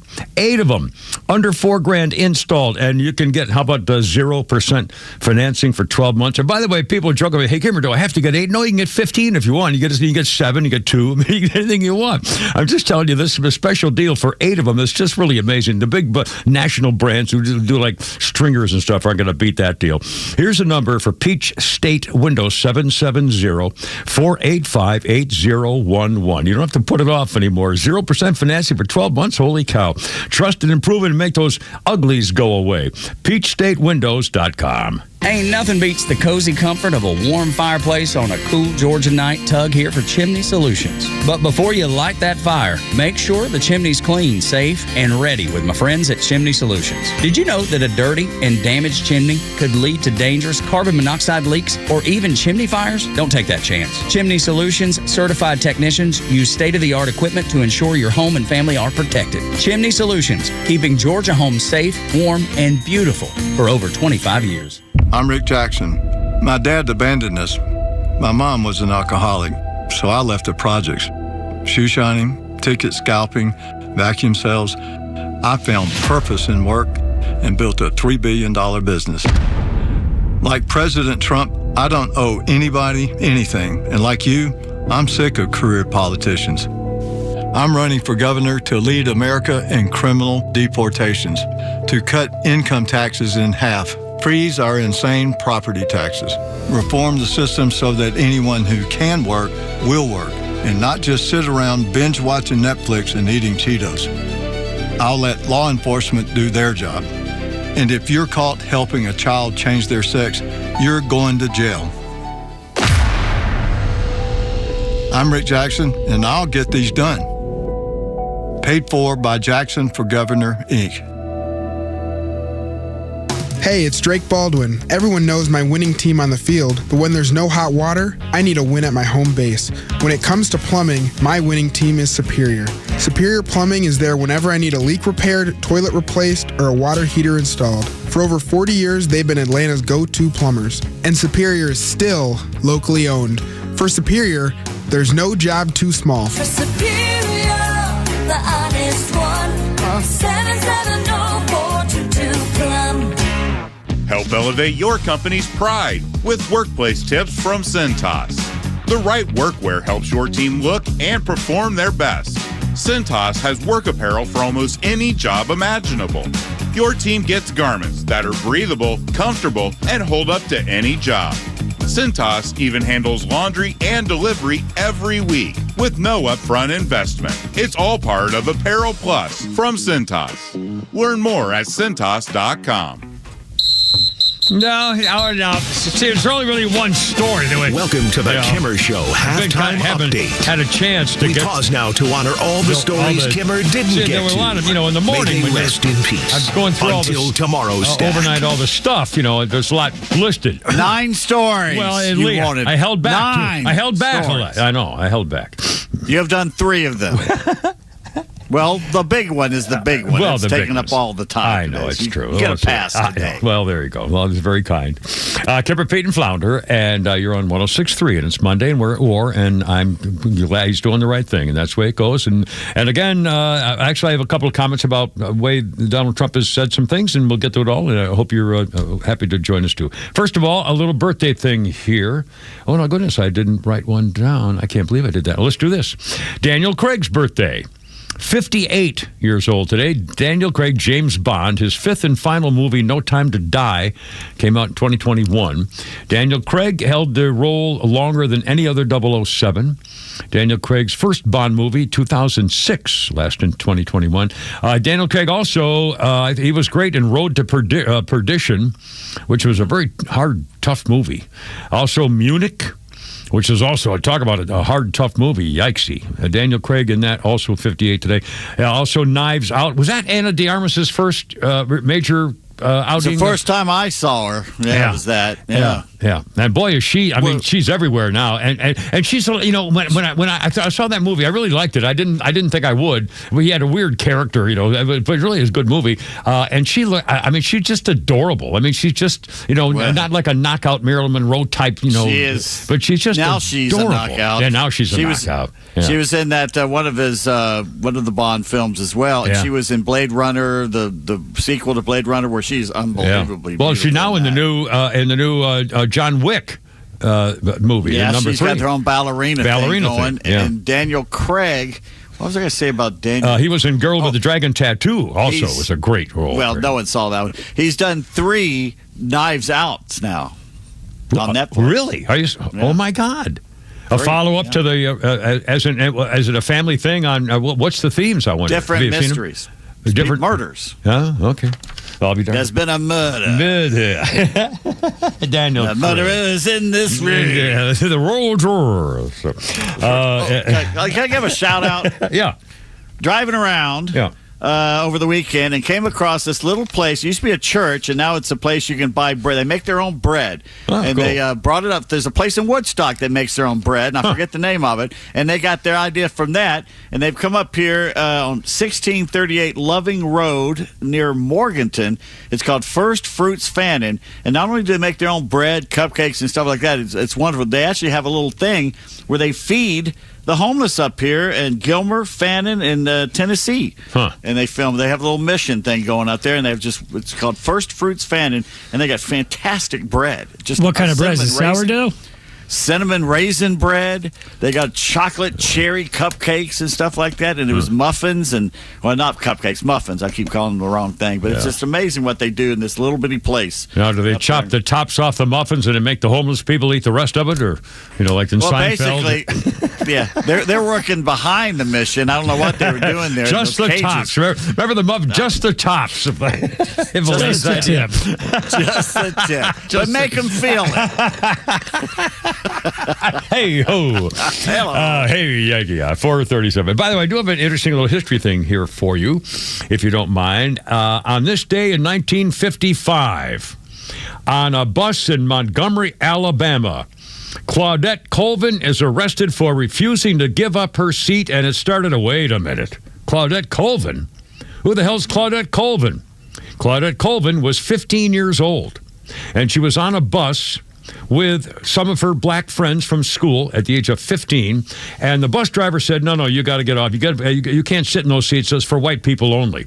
Her friends got up, and she would not. She had just learned about abolitionists at school. Again, this is 1955. And she said, it felt like Sojourner Truth was on one side pushing me down in that seat, and Harriet Tubman was on the other side pushing me down. I could not get up. She was arrested. She was handcuffed, forcibly removed from the bus, and booked in the adult jail. Her parents came to pick her up, and they were so afraid of reprisals by the KKK, her father stayed up all night with a shotgun, waiting for somebody to come in the door with a firebomb. Civil rights leaders complained, and then it was 9 months later when Rosa Parks, the seamstress and NAACP secretary, refused to vacate her seat. She was also arrested. Martin Luther King Jr. said, my friends, and want it be known, we're going to work with grim and bold determination to gain justice on the buses in this city. And the black people boycotted the buses, and everything happened. They got arrested. Eventually, the United States Supreme Court decided that reached the U.S. Supreme Court upholding earlier rulings, bus segregation was a violation of the 14th Amendment. But it started with a 15-year-old girl named Claudette Colvin in Montgomery, Alabama, 9 months before Rosa Parks. Moto PG says, tell Kimmer he can connect his iPhone to his iPad using Find My Phone. Don't need to connect to a stranger's phone. Oh, no kidding. Do I Find My Phone on my iPad, like an app or something, or what? Flounder will show me later. Oh, great. He's got nothing better to do. Yeah, and your copious spare time. Well, all right. I'll stop by, an elementary school and see if some 9-year-old can go ahead and I'm sure fix someone here can help you get that set up tomorrow. Please, do not. How many times do we have to go over this? Stop stopping at the elementary school. Don't go into school anymore. Actually, no. Honestly, I would love to go. I would love to see what's going on in schools. Wouldn't you love to go see what a classroom's like? Would. No. Oh, my God. Out of context. Handshaking. Shaking your hand. Great. No. But not in the no. Handshaking. Stand and look them in the eye. My God, man. Anyway, by the way, have you heard about this? And actually, I really would love to go to see what's surreptitiously, which could be impossible, to go see what it's like in a public school or private for that matter, but really particularly in a public school. What are the classes like? Do they change homerooms? Do they have, I don't know what do they study? Do they read? Do they give lectures? Do they have slides? I mean, I don't know what school's like anymore. Right now, they just send them out to protest. I guess. But I mean, do you have any idea what school's like? No. I mean, seriously. No interest in finding out either. They're obviously not teaching reading, writing, and arithmetic anymore. Well, I mean, I seriously wonder. I wonder if parents have any idea. Putting up idiots that can't do even the basics now because the teachers are more concerned about teaching them how to think. Yeah. Well, this is why Harvard and most colleges and universities have a remedial reading program. For Not only that, I have parents tell me all the time how miserable it is teaching math because now it's Common Core math. It's a different way of learning math, but you still get to the same result. Oh, yeah, great. It takes longer to do it. Yeah, new math, yeah. Oh, brother. And by the way, this Rick Jackson guy running for governor is really he's getting a lot of publicity and stuff. And apparently interim Senator, U.S. Senator John Ossoll from Georgia, apparently was releasing some biographical information, hoping that he would kind of match Rick Jackson as kind of, the new celebrity politician, although he's running for Senate, not governor like Rick Jackson. But apparently interim Senator Ossoll came out with a couple of excerpts from one of his biographies. And it says, for example, speaking of school, Senator Ossoll admitted that when his 5th grade science teacher asked him in class how much is a gram, he said, well, it depends on what you want. Totally, just same as downtown, Father. And, yeah, sister, what's a $5, Father? Same as downtown. Same as downtown. Apparently, also told the story that he saw a sweet, poor old lady fall down and hurt herself.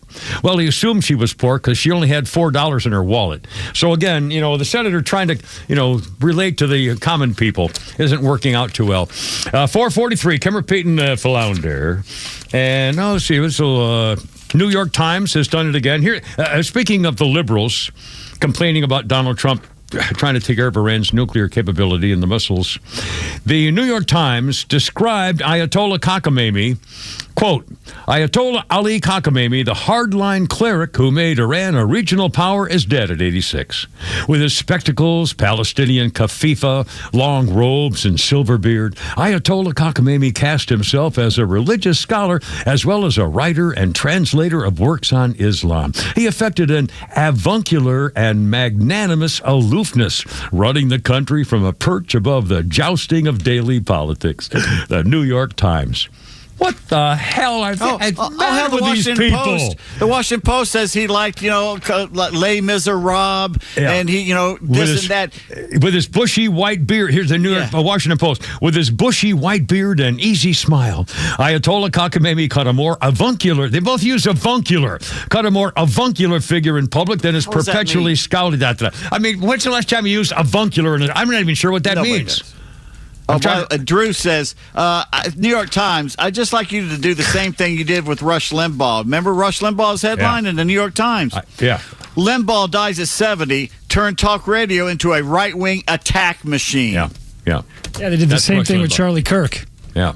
And even worse. Well, even worse with Charlie Kirk. I mean, they're not Americans. I'm tired of. They're not my fellow Americans. I don't want to share a country with these people.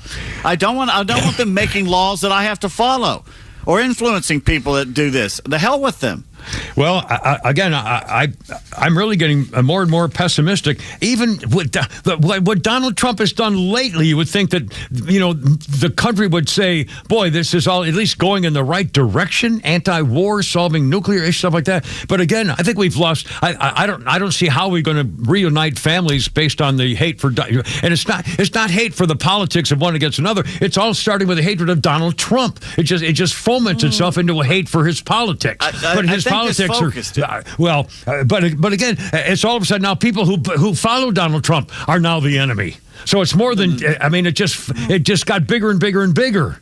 I think he's like a prism, a crystal that takes all this hate of America that we have. That seems like 40% of the country hates their own country and hates their skin, hates the color of their skin, their traditions, their culture, everything, their language, their God, their family. They hate everything, and he became the crystal that they focus that hate through, in which they can really just look right at it. I totally agree, but I don't think when he leaves office it's going to get any better.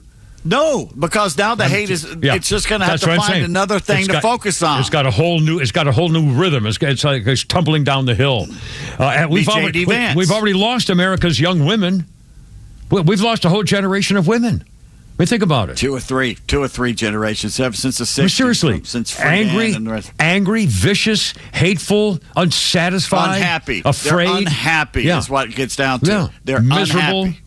And they're looking at the wrong reasons why they're unhappy. It's horrible. It's not because of the big daddy in the White House. He's not the problem. That's not it. 446, Kimmer Peyton Flounder. It's Monday, and we got a war going, and we got our own choices. We got tweet. You want to do some tweets? Maybe lighten up a little bit. Sure. Let's do tweets next to it, and your calls too at 106.3. Look out.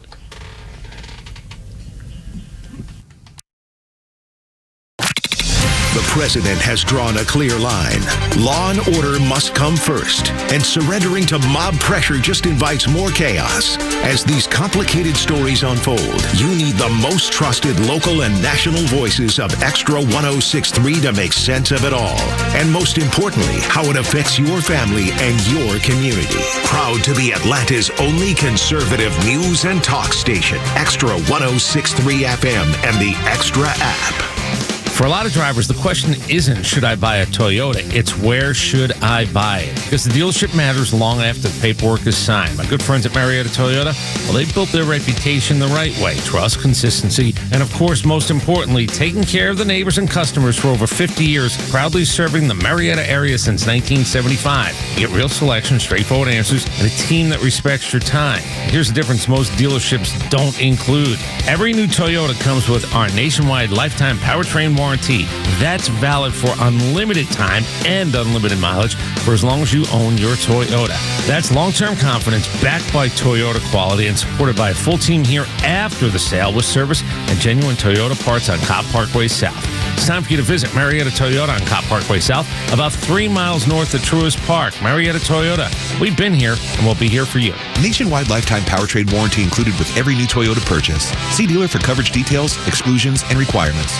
Ready to sell your home fast and for top dollar? Trust Design to Sell. Staging and interior design experts recognized as one of the top 10 staging companies in the nation. From stylish redesigns to full-service staging, Design to Sell creates spaces buyers fall in love with. Faster sales, better offers. That's the power of great design. Call 678-505-1433 or visit homedesign2sell.com and ask for the fan special. Hey, this is John Flading. I'm the president and owner of ATL Turf Co. We are a family-owned, operated, independent local company. We have over 15 years of artificial grass design, installation, and sales experience. From premium artificial lawns and backyards, custom putting greens, sports fields, hardscape, drainage. We do both residential and commercial. If you can dream it, we can build it. Just go to atlturfco.com to schedule an appointment. Hello. Hey, is this Mike Fitzgerald? No, I think you have the wrong number. Wish I could help you. Well, you could if you were Mike Fitzgerald. Who is Mike Fitzgerald? Mike Fitzgerald is the only realtor I'll talk to because he can sell my house fast for a great price and even in this market. Yeah, I'm definitely not Mike Fitzgerald. Oh, I figured that out because Mike Fitzgerald would have sold my house already. Need to sell your home? You need Mike Fitzgerald from the Harry Norman Realtors team, exclusive Georgia members of Forbes Global Properties. Learn more at MikeFitzgeraldRealty.com. That's where you'll find Mike Fitzgerald. Let me share Brian's story. He's in Alabama, and he wrote in, he said, Glenn, after taking Relief Factor for just 3 weeks, at least 90% of my pain is gone. My pain had started to limit me at work and at home, and I am amazed at the relief that I have gotten. Those are Brian's own words, and they speak volumes about what Relief Factor can do. And I've seen that kind of transformation in myself, and hearing Brian's experience reinforces why I take endorsing Relief Factor so seriously. Before I started taking Relief Factor myself, I was losing hope that I could ever have a normal life again. My hands were in so much pain. It's created by doctors, a 100% drug-free product using 4 key ingredients. It supports the body's natural inflammatory response. Hundreds of thousands of people have ordered Relief Factor, and like Brian and me, over 2/3 of these people go on to order more month after month. So don't wait. If you're dealing with pain, launch your 3-week quick start and see what Relief Factor can do for you. Call 800-4RELIEF or go to relieffactor.com. Don't wait anymore. Feel what it's like to be out of pain. 1-800-4-RELIEF. Great riff here, man. Stevie Wonder. 1974, the Grammys. Stevie Wonder won 4 of them. Album of the Year for Intervisions, Best R&B Song, and Best Vocal for Superstition. He also won Pop Vocal Performance for You're the Sunshine of My Life. Stevie Wonder, 4 Grammys, 1974. What a great riff. It's just a great sound. Bum-ba. All right, we got a birthday here somewhere for you. How about, let's see, John Francis Bon Jovi, 64, middle name Francis. Bon Jovi is 64 years old today. And let's see, Oh, what the hell was I going to do? Oh, this is a weird story here. Yeah, I'll do this one. It was on, oopsie daisy, hold on a second. I got it right here. Got to get my thing on here. It was on this day in 1944. A train stops in a tunnel near Salerno, Italy. An incident of some kind happened in the midst of World War II, where 500 people suffocated and died on the train. It left Salerno, heading for the rural area south of the city. It was a freight train not supposed to carry passengers, which was common because of soldiers hitching rides with civilian trains. Passing through the towns, picked up 650 passengers. By the time it reached a little tiny town between the two tunnels in the Apennines Mountains or whatever. It was raining. The train was forced to stop. And then the train was either unable to pull the overloaded freight cars up a slope or train stopped to wait for another train coming down the opposite direction. In either case, the train sat in a tunnel in 1944 in Italy for more than 30 minutes. The locomotives were burning low-grade coal substitutes because high-grade coal was hard to find during World War II, and it meant odorless and toxic carbon monoxide. More than 500 of the train's passengers died from carbon monoxide asphyxiation as they sat in the train.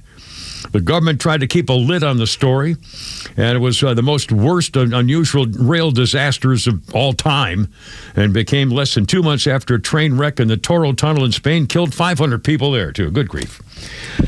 Train rides, mercy. Let's see, 550, what is 554 already? Holy cow. How about, let's do this, Flounder. What's the other thing? Caribbean Flounder, we got jokes, we got one-liners, we got stuff, we got the war going on, so a little stuff to kind of pipe up the old happiness level here, if you don't mind, with Caribbean Flounder. A little Peach Tweets, because here we go. 106.3 for your Wartime Monday. Breaking news from the Associated Press. Yes. A district judge has overturned Khamenei's death. Former Congresswoman Marjorie Taylor Greene weighed in on the attack, and of course, since President Donald Trump did it, she's against it, which prompted Patriot Coal Cracker to tweet, Marjorie Taylor Greene, I quit, but still want you to listen to my bitching. What happened to her? I mean, she could have been a leader. He did not back her in her run for Senate or governor, and she was a woman scorned and has gone scorched earth, and her and Tucker Carlson may have ruined their careers. I know. I don't understand either one of that thing, saying. Yeah, and I'm sure there's money involved in some way.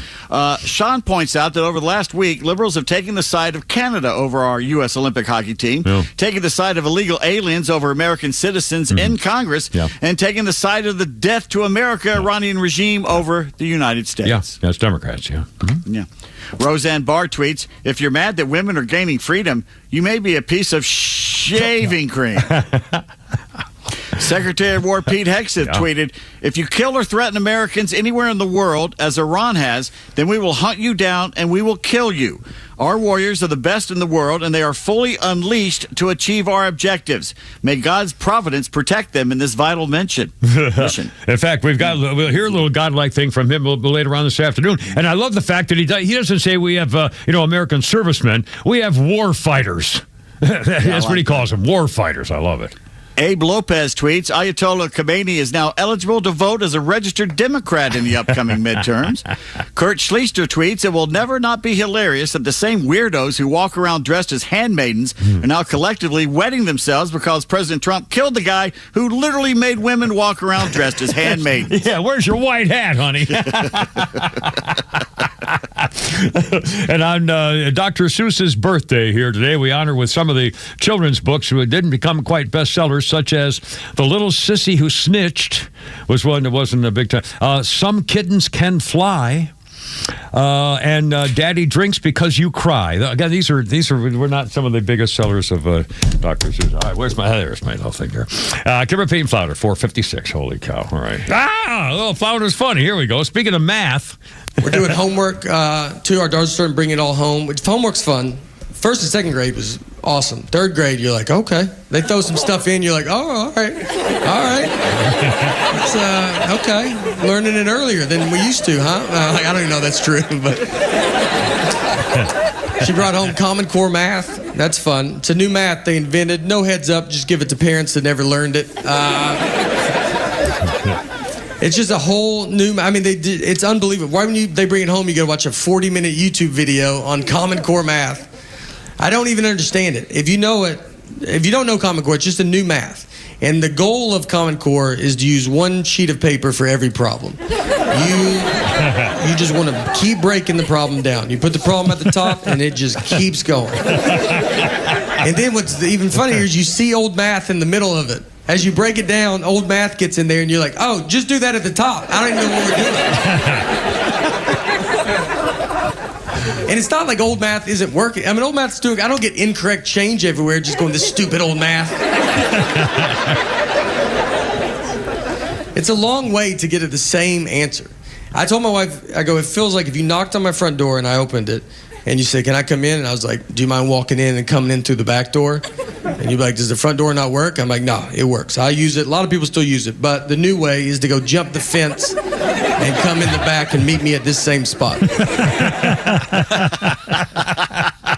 Bargatze. In fact, I've never actually declinated or declined or whatever mathematically the new math trying to get 2 + 2 is 4. I don't know how it works. I really have no idea. It's stuff they tried to teach me in first grade, and then in second grade they went, okay, here's the quicker way to do it. It was, why don't you teach me the quicker way at first? And the reason I don't think the new one works, it makes your brain work in different ways. I understand that. That's good. But when there's a math problem that comes up and I'm around younger people, I found that I will come up with the answer far sooner than they will, because they have to sit and think it through like it's a process. Well, but again, I can't even give you an example of solving a problem using new math. If you had to, multiply 15 times 7. Is there? I mean, the old way is to do one at a time. Is there a new math way to now? How would you do it under new math? Do you know? I have no idea. You take like the first 2 numbers and then the last 2, and then you put this and you put it in a column and you do and you work your way around. It's very it's like doing a puzzle instead of like, give me the fast way to do it. And did they ever decide that the reason was to try to get your brain working in different ways, which would be good for all of us if you can use your brain? But again, what sense does it make if it's longer and more difficult? Because the Department of Education is basically making dummies of all of us. Yeah, and they also don't want to lose their jobs. If they have to keep teaching this stuff, you're not going to can't get rid of them. Unbelievable. Well, that'll be the day. Coming up on 5 o'clock already. Holy crap. It's sports coming up, too. And Kimber, Pete, and Flounder. And we're at war and everything. We'll have the latest coming up here. What's going on? Oh, look at here we go.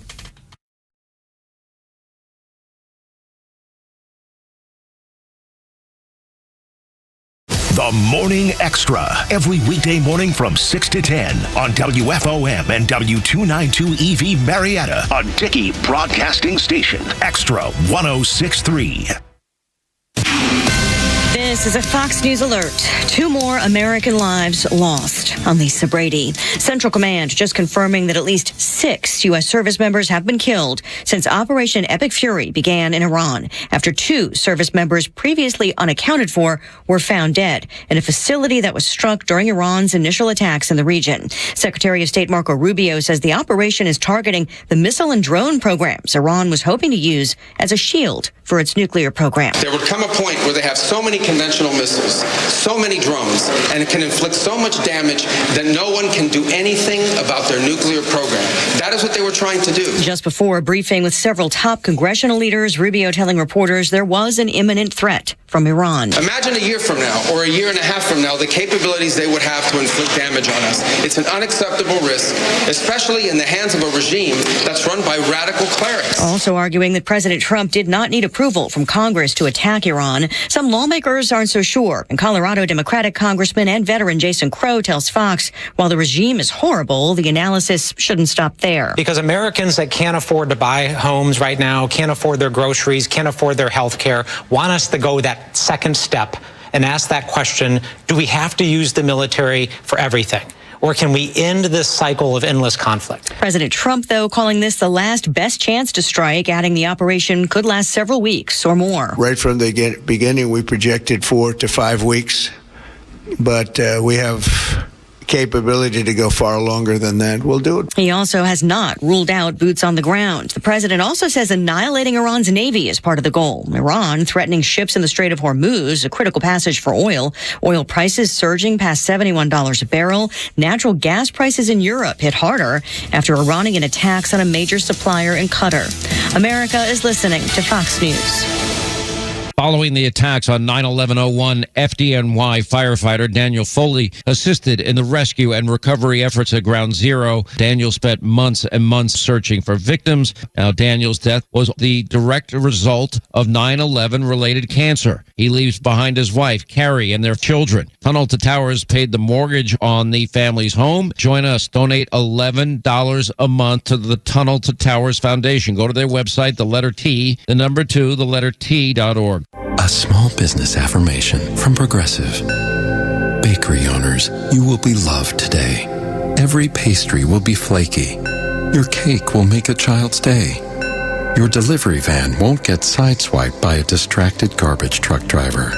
But if so, breathe easy, knowing you'll get back to business quickly with Progressive protecting your commercial auto. See if you can save in as little as 8 minutes at progressivecommercial.com. Progressive Casualty Insurance Company and Affiliates.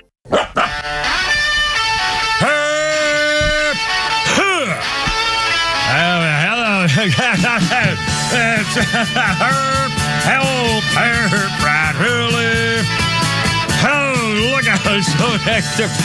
Can this thing on? I can't even hear myself. Holy smokes! I don't know what happened. Are we broadcasting all right? My thing just died here. Everything is fine. Very strange. Anyway, sorry about that. Talking.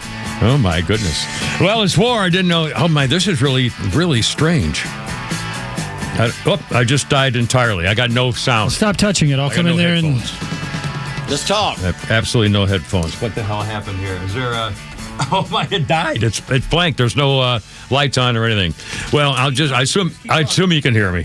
Kipper, Pete, and Flounder. 404-741-1230. 741-1230.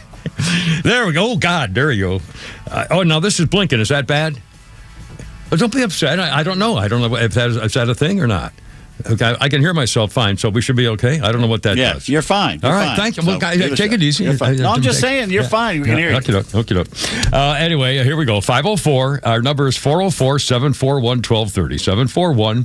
741-1230. And the war is on, and there's a lot of updates. And apparently, we just heard 2 more service people, don't know whether men or women, have passed away. A total of 6 now. Americans have died in combat. And again, the first 4 I know were members of the logistics and supply teams. And again, if you're in a war zone, you don't have to be a machine gunner to be under threat of death or problems. No. I mean, a war zone's a war zone. And now the latest 2, I think I heard the reporter say that they were missing and then have been found and were dead. So now the total is 6, as I recall. Again, it was from shrapnel apparently, but obviously a drone or a missile strike from Iran. And it's horrible that happens. But you got to see with the caterwauling that's coming from the media, mostly the leftist media. Yeah, absolutely. You got to if they were around. This was the media that we had in 1941, where the first 6 months of the war was all horrendously bad news, where everyone said there's no way we can win this. They would have had people giving up. Yeah. They would have had people going, oh, my God, we can't possibly fight a 2-front war. We can't do everything. And heavy news was bad for 6 months. Oh, can you imagine the media back when we were doing bombing runs over Dresden or something? We can't change the authorities in Germany. Yeah. We can't kick Hitler out. Who can replace it? It might be worse than Hitler. Yeah. I mean, we can't stop that Holocaust. It's none of our business. I mean, it's unbelievable. Yeah, and not only that, the fact of the matter, the latest 2 military missions that Donald Trump has overseen with Secretary of War Pete Hegseth and Ragin' Cajun or whatever his name is at what's the nickname, the Killer General. These guys, man, you will never see in military history 2 examples any better than what we've just seen under Donald Trump. In fact, 3 actually. The Venezuelan Maduro business, plus was the last June when they sealed off the Iranian nuclear stuff underground, and then this thing over the weekend. Astounding coordination with more than one country, by the way. And Israel went after the leadership, and we went after their military defensive mechanisms and offensive mechanisms, sunk their navy, or at least parts of it, and continued on and on. And this is an astounding achievement. And again, and by the way, there is a story coming out this afternoon that says Iran has already apparently picked their next contender to take over from Ayatollah Khamenei, who just got blown to smithereens over the weekend. The killing of the supreme leader says apparently there's a guy. Let's see, a guy's name brought up in the last couple, 3 years, exporting the revolution from the propaganda side, Shiite ideology, Islamist revolutions across the globe. He's been marinating in the ideology, a threat to U.S. interests. And he's not only a death to America, but what the hell's the headline here? The headline was that he is a contender to replace him, and he wants complete annihilation of Israel. So they haven't changed, and if this cleric takes over again, the Israelis are going to go get him. It was the Israelis who killed the people, the leadership, the ayatollah, and the rest of them, and it was the Americans who took over the military aspect of it, along with the Israeli jets and stuff too. But good grief, what an enterprise! Well, talk about working together. Someone did a thing over the weekend when this first went down, the first 24 hours, and Apple and Google and another search engine, I forget what the third one was, basically every single story was from a left-wing outlet. Yeah. Zero from a conservative outlet. If you searched up what's going on in the Iran attack right now, it was all from the New York Times, the Washington Post, from CNN, and places like MSNBC, and nothing from Fox or the other places. Yeah. At least not on the first page. Yeah.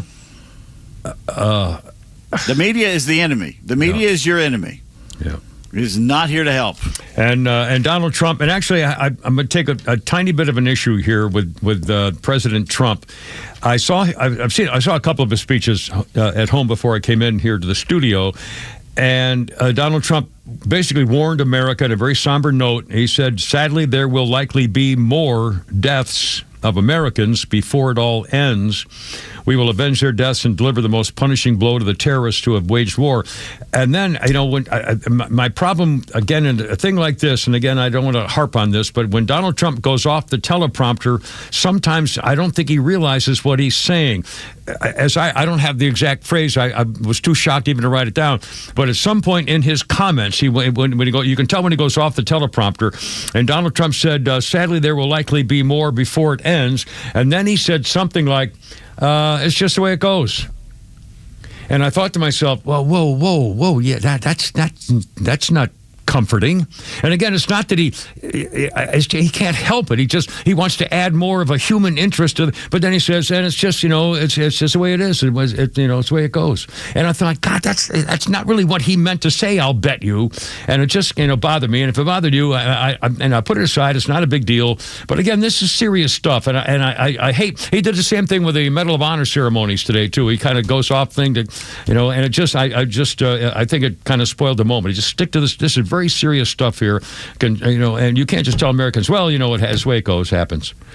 And and 6 American service people have already paid the price. But again, I think that's remarkable. After all the missile strikes that Iran sent, they sent thousands of rockets and missiles and bombs and everything to several different countries.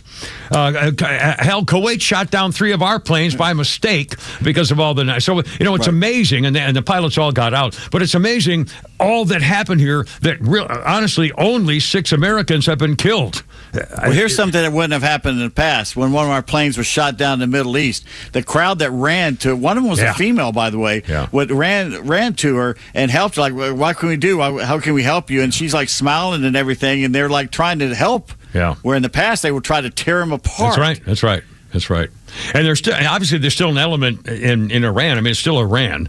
And again, Pete mentioned earlier that the Ayatollahs and people slaughtered, we know, at least 30 or 40,000 protesters, and probably thousands more of the leaders of the protest movement. Although I'm not sure how well they knew them, because it was pretty subdued. I mean, you didn't see a lot of protesting in Iran in the streets until fairly recently. And then after the attacks this weekend, they're out, pushing over statues and stuff, which is great to see. but still, this is going to be a long. I don't know what's going. I don't know anything about international affairs, but this seems to me this is a great start.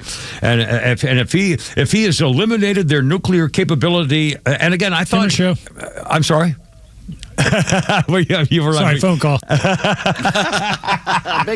Bingo. Hey, phone call. You're on the radio. Who's this? Hello, you're on. Yes, you. Please, go ahead. Yeah, it's Rusty. Yes. I have no ask, just so you know. You talked about that earlier today. But I wanted to tell you that there's a reporter in Austin, Texas, CBS reporter, and he was told not to report the cheering for Trump and by the Iranians, and he went ahead and reported it anyway, and I don't know what kind of trouble he got into, but it was all over. I don't know if you've seen that story. Yes, I did. In fact, New York Post the has New York Post has it. Grok says it's not true, so I don't know what the hell to believe on this thing. Now, see, I don't know. But the New York Post is leading with it, so... Yeah. But if you look at the local news, particularly like Fox News Atlanta, they are horrible. They are absolutely disgusting what they try to do. I don't know what happened. This is a market that used to be, pretty straightforward. I have a friend that watches Fox 5 religiously. He says there's a woman that works there on the weekend that is so anti-Trump. It's just absolute palpable. Well, I don't know. Every post on Facebook that you see, I'd say probably 9 out of 10 are just nasty. Yeah. I mean, and you read the headline, it has nothing to do with actually the story. Yeah, it's hurtful. It's anti-American. It's really hurtful. It's bad for the country and bad for the division that's going on in our own families. You're absolutely right. The media is just evil. I'm sorry, they just are. Yeah, I'm so glad you called to point it out because it's important and it's here and it's real, and it's all over us. We used to be a red state anyway. 5:13. Holy Grabber Sports is coming up. Kimmer, Pete, and Flounder on your Monday War Day. Bomb Iran, my friends. 106.3. Look out.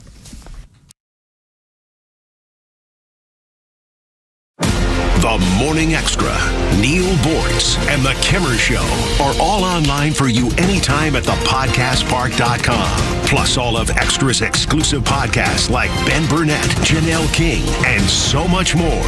All at thepodcastpark.com. Presented by Associated Credit Union. Well, now we got to figure out this whole health insurance thing as we're well into the new year in March, for crying out loud. How about $200 going to the doctor, not a reimbursement, not a discount, money paid directly to you? When's the last time a health insurance plan did that for you? Most plans do pretty much the opposite. You pay every month, then you get hit with a deductible of some kind, and the bills start showing up, and that's not insurance, that's a subscription. If you don't want to use your health insurance because you're afraid something bad's going to happen, or maybe you don't have any, bill waiting to happen, well, some plans are structured differently, and they can pay you up to $200 per visit cash benefits to you. Here's what gets attention. Some people leaving marketplace plans saving up to 60% a month. No open enrollment, no waiting, available year-round. If you're paying too much or avoiding the doctor because of the cost of it, my friend Steven's got it all figured out for you, the health insurance doctor. In 10 minutes, you'll know if you're overpaying. Here's a number, 678-523-0759. The right plan pays for you to go to the doctor. HealthInsuranceDoctor.net. Thousands of veterans across Georgia are missing out on the benefits they've earned through their service. The Warrior Alliance is changing that by connecting veterans and their families to life-changing resources and support. Tune into the Warrior Alliance Network, our podcast and radio show dedicated to helping veterans succeed after service. Join us every Saturday at 11 a.m. on 106.3 to hear inspiring veteran stories, discover free programs, and learn about career opportunities available to you. Subscribe to the Warrior Alliance YouTube channel today. It's the hardest working part of your home, your garage door. When it fails, you need someone you can trust. Hi, I'm Dan Watkins, owner of All Four Seasons Garage, Entry Doors, and Windows. When the largest and most important opening of your home breaks, don't hire a schmo. Call the local name you know, All Four Seasons. Ask your neighbors. We offer upfront pricing, free estimates on all major brands, and 24/7 service. When trust matters, trust us. All the number 4 seasonsgarages.com. You and your buddy. You've been through a lot with each other. The ups and the downs. He's been with you every morning, noon, and night. You've traveled the world together. Heck, he was even with you on your first big date. But have you noticed he's struggling lately? Not performing on the job. He can't even stand up straight anymore. He's wanting to cry out for help, but just doesn't know how. He needs Dr. Dio and Total Body Therapy of Georgia. They can give him the gift of good posture this year, help him stand proud and become all he was meant to be. Now, take him by the hand, look him in the eye and say, I appreciate you, little fella, and we're going to get you some help. We're going to call 404-777-1911. We're going to visit stopmyed.com. We are going to say goodbye to erectile dysfunction forever. Total Body Therapy of Georgia. It's a hard conversation to have, but it's one worth having. Total Body Therapy of Georgia. Online at stopmyed.com. Big moments deserve big-time craftsmanship. At Solomon Brothers Jewelers, we've been family-owned and operated since 1982 because we know what it means to show up when it counts. Jaron Solomon here, and that's why we're proud to be an official Tacori jeweler. Each Tacori ring is handcrafted in California, going through 20 elite artisans before it hits your hands. Not mass-produced, not generic, always personal. And with Solomon Brothers, you get lifetime cleanings, unbeatable financing, and the largest Tacori selection in Georgia. Stop by a store in Buckhead, Alpharetta, or Sharpsburg. Visit SolomonBrothers.com to book your private appointment. Solomon Brothers Jewelers, where love is in the details and legends are built to last. Solomon Brothers Jewelers, proud partner of the Georgia Bulldogs and official jeweler of the Georgia Tech Yellow Jackets. If you owe back taxes, listen carefully to rule number 1. Never go up against the IRS alone. They're cracking down, freezing bank accounts, garnishing paychecks, canceling passports. Even your home or business could be at risk. But here's what they don't tell you. The IRS has powerful tax relief programs that could save you thousands if you qualify. That's why smart people call Optima Tax Relief, America's #1 tax resolution firm. Nobody knows these programs like the experts at Optima. Their team of tax attorneys and licensed professionals have resolved over $2 billion in tax debt for people just like you. The IRS is not stopping, so don't wait and don't take them on alone. For tax help you need, for tax help you can trust, call Optima today for a free consultation. Call 800-780-3599. 800-780-3599. 800-780-3599. Optima Tax Relief. Some restrictions apply. For complete details, please visit OptimaTaxRelief.com. This was the day, 1995. Jerry Yang and David Philo incorporated the search engine website Yahoo! And now, sponsored by Gligman's Flams. Holy crap, it's sports with Pete Davis. Braves visiting the Tigers this afternoon. Bryce Elder started for us. Framber Valdez for Detroit. And the Braves win 5-2. Excellent. Another great outing for Elder. 3 innings, 3 hits, 1 strikeout. Joey Wentz also 3 innings, 2 walks, 3 strikeouts. And Deshaun Kiersey, a 2-run homer for the Bravo. In the ballpark, springing training and hitting and home running and people running around the bases to go home. Kiersey with a fly ball to deep left field. Carpenter going to go back. Carpenter at the wall. Goodbye.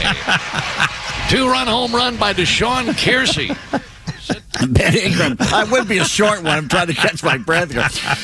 Ben Ingram on 680 The Fan app. It's free. It's free. Second baseman Kyle Conley had 2 RBIs in the Braves win. Excellent. Watch replays of several Braves games over the weekend and saw far too many left fielders losing fly balls in the sun down in Northport out there in left. All non-Braves players, but one guy, it fell beside him and bounced over the wall. And he's like, it was the second time he dropped a ball in like 2 innings. Yeah, one of those clear skies where there's no cloud cover of any kind. Yeah, that's tough seeing. Yeah. Also, with this new ABS system, the TV networks cannot show us replays of the balls and strikes box if there was not a challenge.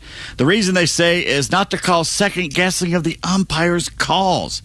Are you kidding me? They used to do it all the time anyway. What are they talking about? Right. You want fans talking about the game. Why do you think the NFL has so many damn rules and flags? You cannot give the fans something to see since the 1990s, then suddenly take it away because it might prove embarrassing to the boys in blue. I heard a lot of excuses as to why this makes sense. Makes sense for who? Once again, fans are being screwed. They're taking away something we've all gotten used to for decades now, being able to see almost every pitch, and if it was a ball or a strike, damn it, that's what we want. Yeah.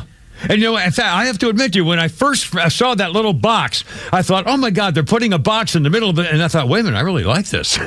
Yes. It's not intrusive at all. It gives you a shot at what it really like to have a ball coming at you as a batter in the major leagues. And it gives you something to talk about even later, which is what the NFL figured out a long time ago. You mad about the calls? Guess what? You're talking about us. Look at it again. Here it comes again. Yeah.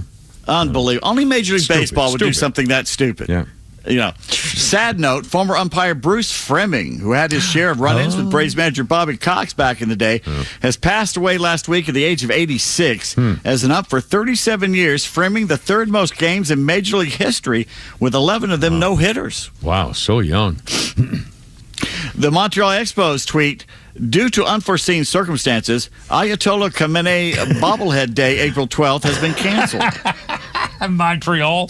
Yeah, they really, it's like a farce account that just says the Montreal Expos doing stuff. The 8th place Hawks banked the 10th place Trailblazers 131-105 here at home last night. Onyeka Okongwu, 25 points, 10 rebounds. Jonathan Kuminga electrified the crowd with a massive dunk, scoring 20. He switched hands in the middle of the dunk. The Hawks are now 500 and gearing up for a playoff run. And someone has pointed out, in fact, two people have pointed out, that the Hawks, over like the last few years, are like 2,500 and 2,500, almost that close. Really? They are the epitome of mediocrity. I'll be darned. Oh, that's unbelievable. Yeah, not too high, not too small. Oh, figures. Charles Barkley could be turning it around. No, we hope to. Yeah, I like our new guy that become the big star. Does all those triple doubles and three. Jalen Johnson. Yeah, I like. Doesn't have to carry all the load. This Kuminga guy comes around. I like him too. Yeah.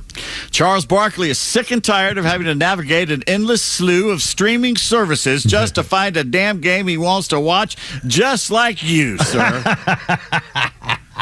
The Hall of Famer appeared on ESPN's Pardon the Interruption Friday and unloaded on the NBA's new 11-year, $77 billion media rights deal, which spreads games across ESPN, ABC, NBC, Peacock, and Amazon's Prime Video. Wow, that's a lot.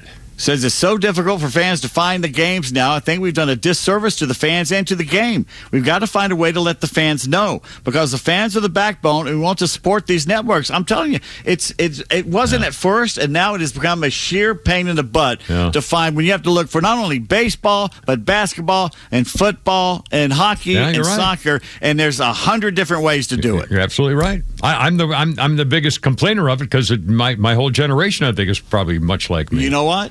If someone can put an app together that you go to and put your team in and it says, here's where it is, they'd make millions. Yeah. Just make an app of where the damn game is going to be. Yeah. Have it pop up on your, set a thing on your, so it tells you. On your phone. Yeah. Tonight, the Braves are here. Right, tonight, the Hawks are here. If you sign up for it, you want it, it would be a great service. Of course, the Falcons we should do that. No we should make that. Hey, anyway. we should do it. We should make the app.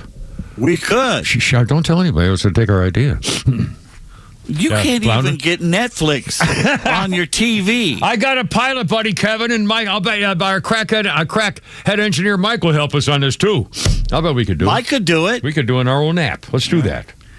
Colorado quarterback Dominique Ponder died early Sunday morning. A single-car crash in Boulder County, Colorado. He was just 23. Crash occurred around 3 a.m. Sunday. Driving a Tesla Model 3, lost control in a curve. The car went across the eastbound lane, struck a guardrail and then an electrical line pole before rolling down an embankment and catching on fire. Ponder pronounced dead at the scene. Speed is thought to be a factor. Ponder, a third-year sophomore from Opelika, Florida, spent the last 2 seasons with the Buffaloes after transferring from Bethune-Cookman, was in 2 games last season, had 2 rushes and a pass attempt. Same. The Mississippi House has passed a bill to exclude athletes from paying state income taxes on their NIL money. Arkansas has already done this to compete with SEC states like Tennessee, Florida, and Texas, who have no state income tax at all. Hello, Georgia. Yeah, here we go. Hello. We're knocking. That's going to be used against Bulldogs recruiting and right. Georgia Tech. That's right. I'm telling you. The Longhorns have hired former Kentucky head coach Mark Stoops as special assistant to head coach Steve Sarkisian, keeping intact the unwritten rule that a Stoops has to always have a job in college football, no matter which one it is. NFL, the Texans get running back David Montgomery in a trade with the Lions for offensive lineman Juice Scruggs and 2 draft picks. Detroit gets a 2026 4th-round pick and a 2027 7th-round pick. Montgomery had over 2,500 rushing yards and 33 touchdowns in 3 seasons with the Lions. Pretty good. Yeah, they said it was a star running back for them.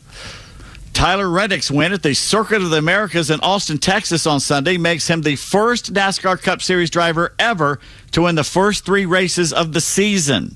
Wow. Ever. Now, first of all, I didn't know there had been 3 races. I thought we just ran the Daytona. It gets even worse.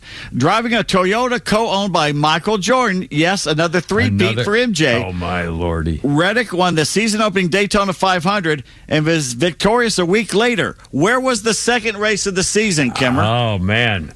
I don't know. It was in Atlanta. Are you kidding? Remember when it used to be a big deal for NASCAR to come here? I did. It took me up to the track. I had no idea. I got to race the track once on one of their 280Zs or whatever it was for fun. I took a Plymouth Neon on that sucker and got it 100 miles an hour on the curve. I'll bet you were floating up and down in the air, too. I'm telling you, when you first go up and you're looking down out your driver's window and you're looking down, there you go. That's not that. Yeah, that's you got to get used to that. Yeah, that pace car had us going, though. I got that Neon up to 100 miles an hour, which I didn't think you could do. That's funny. But you had to do something close to 80 just so it would stick to the damn side of the track. Go flying. Yeah. Yeah. That's right. And I feel kind of bad. Ground Allegedly effects, a sports guy. I had no idea the damn race was here last week. Yeah, I didn't. It's just like no one cares anymore. I didn't see it. It's a shame. Number 7, Florida earned at least a share of the SEC title, a 111-77 romp over 20th-ranked Arkansas Saturday night. And Susan points out that both the U.S. men and women's hockey teams won gold and both in sudden death, or as they call that in Canada, universal health care. Oh, man. And by the way, Canada, it was a hockey game. Take it easy. All right. Okay. All right. 1966, Commissioner William Eckert cited a rule prohibiting clubs from signing players during the collegiate season, voids the Braves' contract with Southern Cal standout Tom Seaver, who had signed with Atlanta for $50,000 bonus a week earlier. The Mets will be awarded the future Hall of Famer signing rights in a lottery.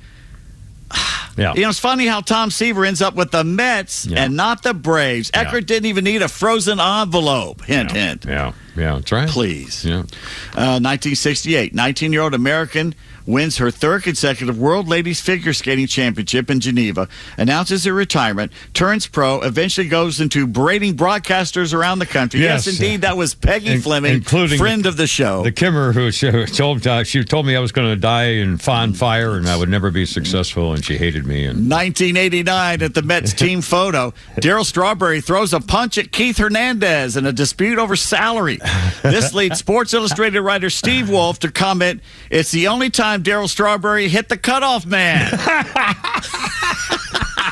Steve Wolf, it could be amusing. Pretty good. 2007, though, a chartered bus accident at Interstate 75 and Northside Drive killed 5 Bluffton University baseball players, the driver and his wife. Drivers were en route to Sarasota to play in a baseball tournament there. I remember that happened. That was horrible. Birthdays on this date, March 2nd. It's my sister's birthday. I won't say how old she is. Excellent. You don't do all right, sure. like No, you wouldn't want to do that. I will say she's older, so that we can do that. Well. 1902, Mo Berg, catcher, coach, and spy for the Office of Strategic Services during World War II, born in New York City. Mo Berg, there's a movie out about that guy, about when they sent him to Europe to kill one of the Nazis' nuclear guys. No kidding. And it was him to figure out whether he had to kill him or not. Wow. And it's a pretty good movie. Mo Berg was a hell of a story. Hell of a story. Also born this day, Mel Lott, 1909, Hall of Fame right fielder and manager, 12-time All-Star, won a World Series in 1933 with the New York Giants, 6-time National League home run leader, born in Gretna, Louisiana. And Ron Gant is 61 today. Ron Gant, I'll be darned. Motorcycle enthusiast. Yeah. Unfortunately, 1965, born on this day. Outfielder for the Braves, was an All-Star a couple times, played for the Reds, and broadcaster for WAGA TV, Fox 5, Good Day Atlanta. Yeah. Born in Victoria, Texas. Big time star. Ben Roethlisberger, born on this day. 44. And on this day in 1985, we lost John Kelly Jr., a rower, Olympic bronze single sculls champion in 56, president of the U.S. Olympic Committee, brother of Grace Kelly, died at 57. No kidding. I don't remember that about him being that. Huh. Cool. Well, we have more coming up. 5:31. Thank you, P. Davis. Kimmer, Pete, and Flounder. It's Monday, wartime. I have the latest on Secretary of State Rubio says, well, we're going to get even more punishing for Iran coming up here. So, good sign. Anyway, it's all good. Kimmer, Pete, and Flounder. How you doing?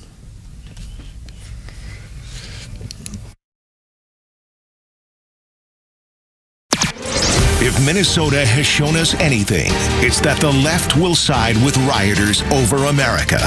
The real immigration crisis is inside blue cities, whose years of soft-on-crime, open border policies are now colliding with public safety. Atlanta's conservative news and talk station won't be swayed by headwinds of left-wing media. We'll always give you the facts from the most trusted voices in the country. Extra 106.3 and the Extra app. Well, you know, as I'm saying a little while ago, I had a whole new medical thing happen to me here, but the Kimmer's fine. Everything's good. And for the record, my medical records are now where my kids can find them should they need to because of Atlanta Safe House taking care of your stuff, too. You know, they protect your Atlanta Safe House. Mark and the gang up there, they are so concerned about protecting your rights as well as your stuff. Nobody's getting your master reset code. They don't goof around with stuff like this. Atlanta Safe House, and by the way, more Browning and Fort Knox safes and these big top brands and anybody else in this whole part of the country. There's always specials and rebates and deals. I mean, you're going to save a bundle, especially since Mark was saying they got like 500 of them right there ready to go. Check out those pistol safes. They're freaking beautiful and all kinds of styles and shapes and sizes and things to store pistols or long guns or bow and arrows, and they can build you a vault door, jewelry safes, and just all shapes and sizes. They can rent you a safe. They can fix a safe if you have one that's broken. They can change your master reset code if you want.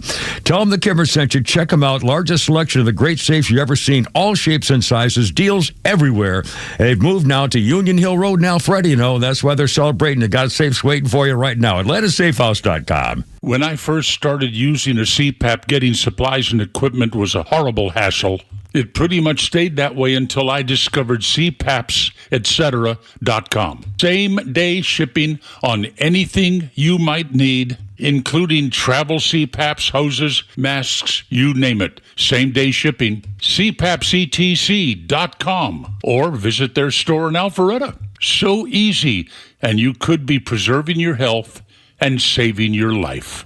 If you live in Georgia, you already see it. The cars are turning yellow, the pollen is here, and this year, with an earlier and warmer spring projected, it's hitting even sooner. But here's what matters most. It's not just what's outside, it's what your family is breathing inside. Your kids, your pets, you. Your HVAC system doesn't just control the temperature. It circulates the air throughout your entire home. And without proper filtration and purification, that air can carry pollen, dust, and allergens right through every room. Central specializes in whole home air purification systems. Advanced filtration, humidity control, and high-efficiency carrier systems are designed to support healthier indoor air. When you combine air purification technology with dependable carrier performance, you're creating a cleaner, more comfortable environment for the people who matter most. Right now, you can receive up to $1,700 in rebates plus 60 months 0% financing on qualified systems, making it easier to protect your home before allergy season peaks. Call 770-GET-HEAT or go to centralheat.com today. Central Heating and Air, delivering carrier comfort for the world we share. You've worked hard to build your investments,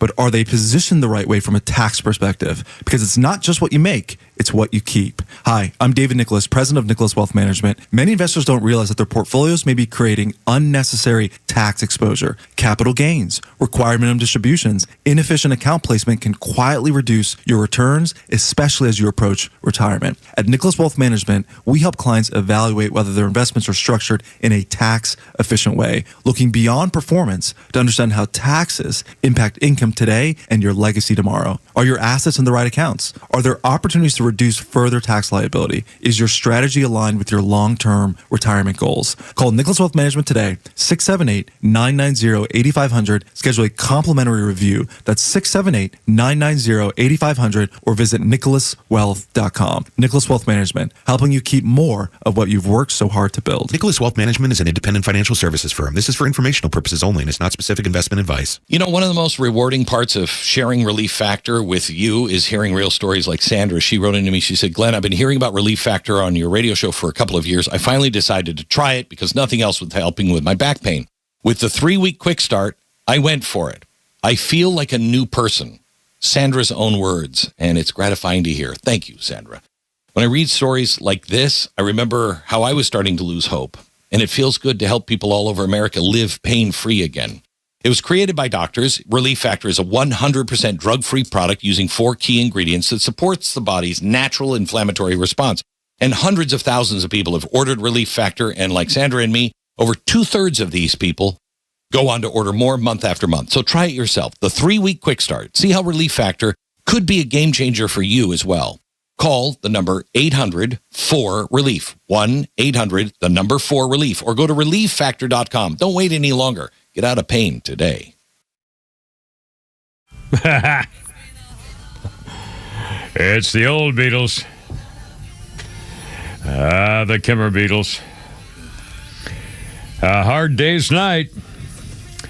And it was on this very day, 1964. The Beatles started filming their first feature film, A Hard Day's Night, at the Marylebone, I guess it is, train station in London. The Beatles, 1964. Yeah, doggies. Kimmer, Pete, and Flounder, 404-741-1230. A couple of sports things here. Pete Davis. First, birthday includes Reggie Bush. 41 years old. He won the Super Bowl ring with the New Orleans Saints. He lost his Heisman Trophy for cheating and breaking NCAA rules.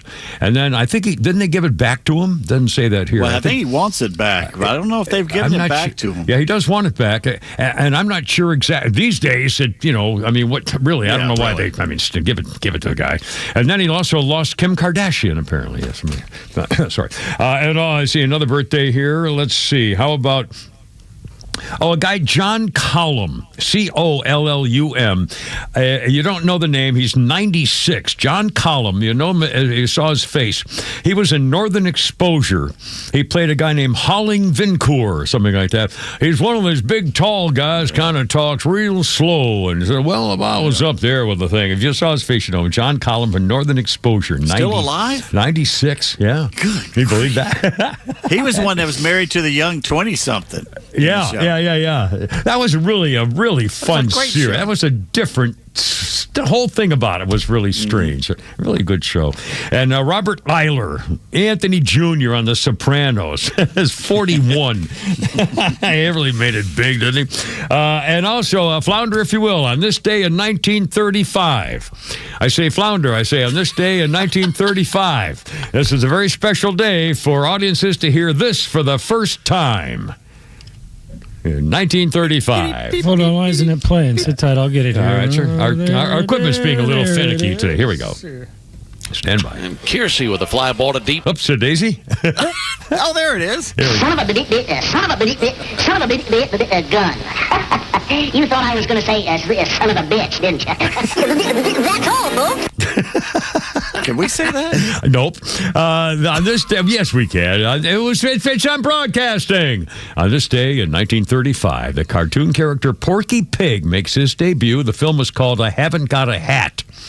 Porky got his stutter from the actual stutter of the actual voice actor named Joe Doherty, who portrayed him.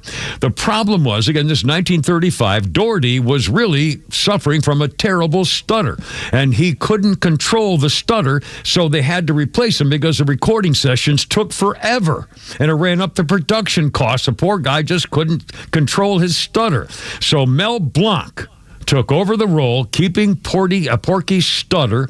Originally intended as a minor character, the popularity quickly made him a star. Blah, blah, blah, blah. That's all, folks. 1935 is where it began. 540, Kimmer, Pete, and Flounder.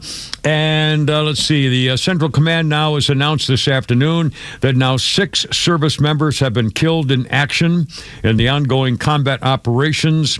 They recovered remains of 2 previously unaccounted for service members from a facility that was struck during Iran's initial attacks in the region. Major combat operations continue. The identities are being withheld until the families are known. There's evacuations going all over the place. U.S. Embassy personnel leaving Jordan as well. And again, the Iranians have been shelling other countries like Qatar and Kuwait, God knows where, several of them. And the Iran claims that the Strait of Hormuz is closed, although America sank 11 of their ships, pretty much destroying their navy. And Iran says if we catch anybody moving shipments of cargo through the Strait of Hormuz, we'll attack them. And of course, America says that's not going to happen. You don't have any navy left, basically. We're sinking them all. Anyway, it's going to go on for a while. Marco Rubio, the Secretary of State, says this will be, continuing, and they're going to get even more on. And again, they haven't even dropped that B-1 bomb that's 30,000 pounds, or 20 or 30,000 pounds. They've been dropping a bunch of 2,000 ones, but I don't think they've dropped that big one yet. Don't need to. No, really. Well, what would they hit with that? Well, they said it's ready, and apparently there's maybe one of their bases. Yeah. I would assume that's I guess I think. Well, of course, who knows? I mean, it's a war, and they're doing things that we don't know about until they release what they've done. Obviously, as it should be. You can't trust Congress, let alone podcasters to reveal secrets. They were still flying some of our planes from the Shah's era. And we supposedly took some of those planes from that era and shredded all of them so there would be no parts, not even on the black market for them. Yeah. Well, obviously, we own the skies there now, apparently. And I don't know about the missiles. I don't know why they're still able to fire missiles from Iran. Well, they're doing those drone things, too, which are very easy to hide. Yeah. Okay, they could be anywhere. And that's the problem with those drones. In Turkey, I think they bought a lot from Turkey, too, I understand. They make their own as well. Yeah, and I recall Donald Trump saying, or maybe it was Marco Rubio, it was either Donald Trump, I think it was President Trump saying that the problem with those drones, they're so easy to make. They can make hundreds of them every month, as opposed to making the big-time Charlie missiles maybe 4 a month. But they can make hundreds of those things, and have been. And so that's why they've been firing thousands of them. So, Flounder, let's play cut number 1 here. Donald Trump made it very clear today, as the President of the United States, we're not after regime change. However, this is a great opportunity for you to exercise your regime change in Iran. Finally, to the great, proud people of Iran, I say tonight that the hour of your freedom is at hand. Stay sheltered. Don't leave your home. It's very dangerous outside. Bombs will be dropping everywhere. When we are finished, take over your government. It will be yours to take. This will be probably your only chance for generations. For many years, you have asked for America's help, but you never got it. No president was willing to do what I am willing to do tonight. Now you have a president who is giving you what you want. So let's see how you respond. America is backing you with overwhelming strength and devastating force. Now is the time to seize control of your destiny and to unleash the prosperous and glorious future that is close within your reach. This is the moment for action. Do not let it pass. And we can hope that Europe is going to start stepping up more than they have been. NATO was concerned about Donald Trump's actions, so they've, sticking their thumbs up their nose. The British Prime Minister, stupid Coward. face, says, well, London's not going to allow Donald Trump to use bases to carry out strikes on Iran. We British can't let you be part of something to try to... Oh, really? Mm-hmm. And finally, Europe says it is stepping up and they will go ahead and deliver all the enablement necessary. You know, these freaking people, France and Britain, you wouldn't even be alive if it weren't for America. I mean, seriously, think about that. Think of all the people who could have taken Britain and France without us. Yep. They'd be speaking German and Japanese and every other damn thing. Russian and freaking Somalian and every other. I mean, it's unbelievable. You freaking suckers. I mean, you owe us. Anyway. How about, it's 5:45, quarter of 6. Everything's fine. I want to relive. Honestly, God, I want to go over there. I'm stupid. I know I'm stupid. Stupid. I can't climb a building, but I can drive a truck and carry a pouch. Anyway. It's quarter of 6. All right, I'm sorry. How big a pouch? A tiny one. A very tiny one. I got no glutes. I'm sorry. I'm gluteless. I got a job for you. I'm totally gluteless.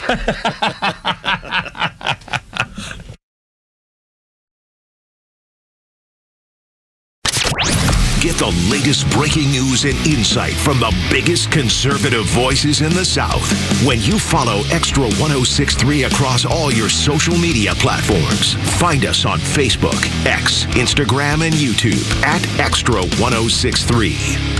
The wait is over. The Atlanta Braves 2026 gate giveaways are here, and this season is loaded with must-have items. Fans can expect incredible giveaway series, including the legendary alumni collection, featuring some of your favorite Braves greats, and the crossover jersey collection, bringing Braves style to basketball, football, hockey, and soccer jerseys. And that's not all. The giveaways keep coming with some brand new favorites, like the Bobble Card series, part bobblehead, part baseball card, plus a Hawaiian shirt, a cowboy hat, and so much more. And we can't forget about the kids. Every Sunday home game features a Kids Gate giveaway with special items like sunglasses, just like the players wear, mini Michael Harris II and Drake Baldwin bobbleheads, and the crossover sports jerseys come in kids sizes too. Check out the full giveaway schedule and grab your tickets now at Braves.com/promos. Atlanta Braves baseball. We are Braves country. Hi, it's Los, here with Tom Mitchell, the honest car guy. Tom, you are changing the way people are buying their next pre-owned car or truck. How are you doing it? We found a better way for customers to buy a car, an honest way, a very transparent way. You pay what we pay plus our honest fee. We even prove it to you by giving you a copy of the bill of sale at the end of the deal. The honest car guy, you'll save an average of $5,000 to $10,000 depending on the price of the car. Folks, if you want to save thousands on your next pre-owned car or truck, call 844-SHOW-ME-1. That's 844-SHOW-ME, the number 1, or honestcarguy.com. Matt, where does confidence actually come from? Well, Brooke, most people think it's about faking it or achieving more. But real confidence starts with something simpler, self-awareness. So how do you know if you're self-aware? And more importantly, how do you increase it? That's where our image process comes in at howpeopleseeyou.com. Is that the same process made famous by casting director Sam Christensen from MASH? Yeah, and today it's helping corporate professionals show up with clarity and authenticity because confidence starts when who you are matches how you're seen. Learn more at howpeopleseeyou.com and sign up for a free preview event. That's howpeopleseeyou.com. Here today with Evan Ward from Atlas Retirement. And Evan, I know you've been quite busy in the office these days. So let's talk about some of the things folks are calling you most about here lately. Well, Kevin, the biggest thing people are really talking about right now is retirement. And I look at retirement as a journey, not a destination. The goal of almost everybody out there is to grow and preserve a tax-efficient portfolio so they can actually enjoy their retirement. And that's why I partnered with Market Guard. I get a lot of the same questions. Evan, when do I sell? When do I hold? And if I sold, when do I get back into the market? In my opinion, that's market timing. And in my experience, market timing, it can be quite confusing. And we have to look at it and allow the math to do the work. Everybody has a different appetite for risk. So where does Market Guard fit in? Well, if you want asset preservation and you don't want it to go down due to market volatility, we have portfolios that are designed for this. But if you want to participate in those larger markets, Market Guard can also offer more stock and aggressive portfolios for those that are looking for that kind of strategy. And here's what I propose for our listeners today. For the next 10 callers, we're going to do a Market Guard portfolio comparison, side by side with what you're currently doing, and we'll show you how your 401k and other investments are doing. And we'll make recommendations And then you can see the difference between Market Guard and what it can do for your portfolio. After that, you decide if you want us to do a complete retirement plan. So give us a call today at 678-736-7799 and ask for your complimentary Market Guard portfolio comparison. Again, call Evan Ward with Atlas Retirement. That number, folks, 678-736-7799. And you can pick up your complimentary Market Guard portfolio comparison. That's 678-736-7799.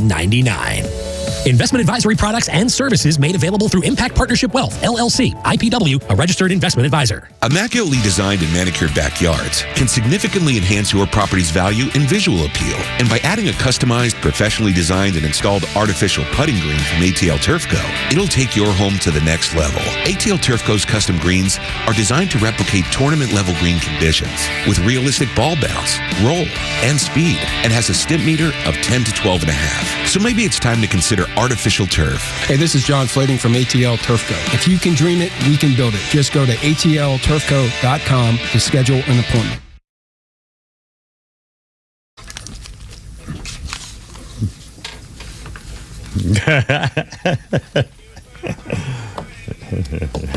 I remember Bo Diddley. There we go.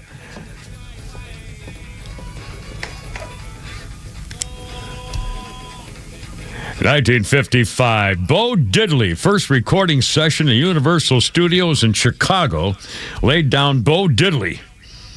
Went to the top of the U.S. R&B chart by June 1955. R&B version, early R&B, Bo Diddley. I'm not sure we'd call this R&B today, would we? I don't know what you call this. Anyway, whatever. Kimmer, Pete, and Flounder birthdays include Rebel Wilson, Fat Ann in the Pitch Perfect things there. Rebel Wilson's 46. Jay Osmond is 71 from the famous family singing group, the Jays. They later decided to change it because he was also singing with his brother Alan, Merrill, Wayne, Jimmy, Donnie, and Marie. They decided to call it the Osmonds instead. Silly. And John Irving's birthday. John Irving's 84, and his biggest bestseller book is one I've never heard of.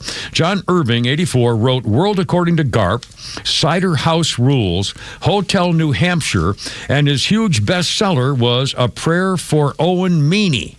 You've heard of that. I've not heard of that book. I unfortunately read it. You would not like it. It was about the Vietnam War era and a guy trying to cut fingers off to not have to go into the draft. Oh, my. One that went anyway. And in fact, a depressing book. All his books are depressing as hell. Yeah. And I don't know if he won an award for it, but it was a huge seller. And by the way, for the record, I saw this today in my little history thing. On this day in 1970, the Supreme Court ruled that draft dodgers cannot be penalized after 5 years. I wonder how they came to that decision. Really? And you know, I had respect for people who said they were wanted to be 4-H and tried to prove it, or were conscientious objectors. I mean, that to me was. But these people just didn't want to serve their country. It's not that they didn't want to go to Vietnam. They didn't want to go in the Army. They didn't want to get drafted. Period. They didn't want to ruin their lives. Well, yeah, I've never been a fond person for the draft anyway. I think, Well, Vietnam was a whole, anyway, I totally agree. And I can't imagine we'll ever have another draft in America. I don't if we think. do, we're in trouble. Yeah, I realize. Absolutely. Let's see. And, I got a quick birthday thing. 1965. There were two movies that my girlfriend, who became my actual wife, Hoppo, that made me take her to see. One of them was Dr. Zhivago, and the other was The Sound of Music. And on this day in 1965, the hills came alive, The Sound of Music in theaters. We learned the lesson from numerous annual viewings of the film on TV, adopted from the Broadway musical by Richard Rodgers and Oscar Hammerstein. The movie's based on the real Von Trapp family singers, and I met them at a party in the Berkshires of Massachusetts in the 60s. Anyway, the story follows a young nun, Maria Julie Andrews, sent to work as a governess, falls in love with Christopher Plummer. Huge hit. The Sound of critics, even Plummer has been known to have called the film The Sound of Mucus. It was a commercial success, #1 movie for weeks and weeks, highest grossing and so forth. 5 Academy Awards, including Best Picture and Best Director, Golden Globes and everything else. Anyway, Sound of Music. And it shows up every once in a while. 5:54 already. Holy cow. Come repeat and flounder if you would like to join us. By the way, tomorrow night, we're going to have a blood moon. And it's going to be visible for 82 minutes, they tell me. And it will be, it's actual red. It'll be a red-looking moon. And I've forgotten the reason why it's red. It's blood. Remember why it's red? Why the color's red? It's blood.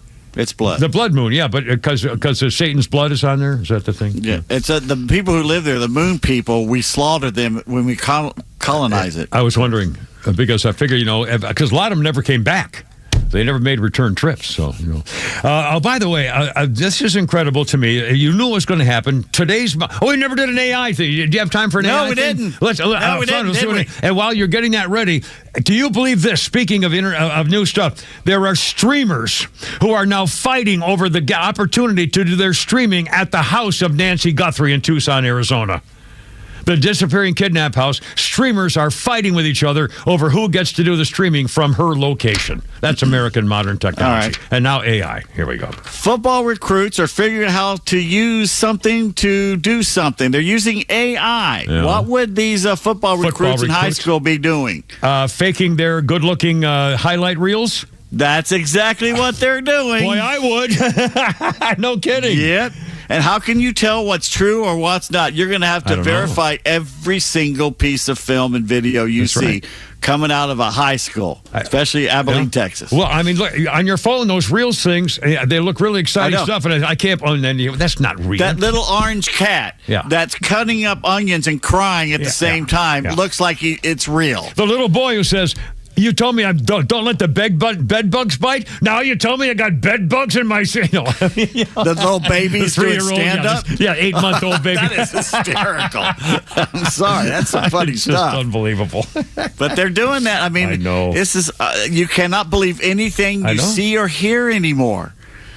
That really is astounding. I mean, in fact, there's a big thing. It went viral. The Mizorowski kid from Milwaukee throws 100+ miles per hour. Yeah. They showed one of his teammates sitting at home plate, facing away from him with an apple on his head, like William Tell. Yeah. And Mizorowski on the pitcher mound, winding up and throwing a 100-mile-per-hour fastball and blasting the apple apart. Yeah. And of course, you're thinking for a second, you go, what? That's and he's like, no. It could kill somebody if it hits him. But then I'm thinking, wait a minute. What about all those stupid kids out there to do these TikTok challenges? You think that would be funny? That's right.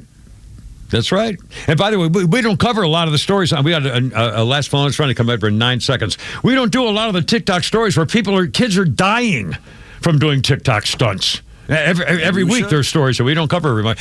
Flounder, one more Flounder's funny. Here we go. Stand by. I remember my first day of kindergarten. I was thinking about it the other day. It's been a long time, but I still remember. Does anybody else remember that? Yeah? You were there? You were at my first day of kindergarten? That's right, you haven't changed a bit. A little bit taller, but... You know what, I remember my mom. She didn't tell me anything. I got no...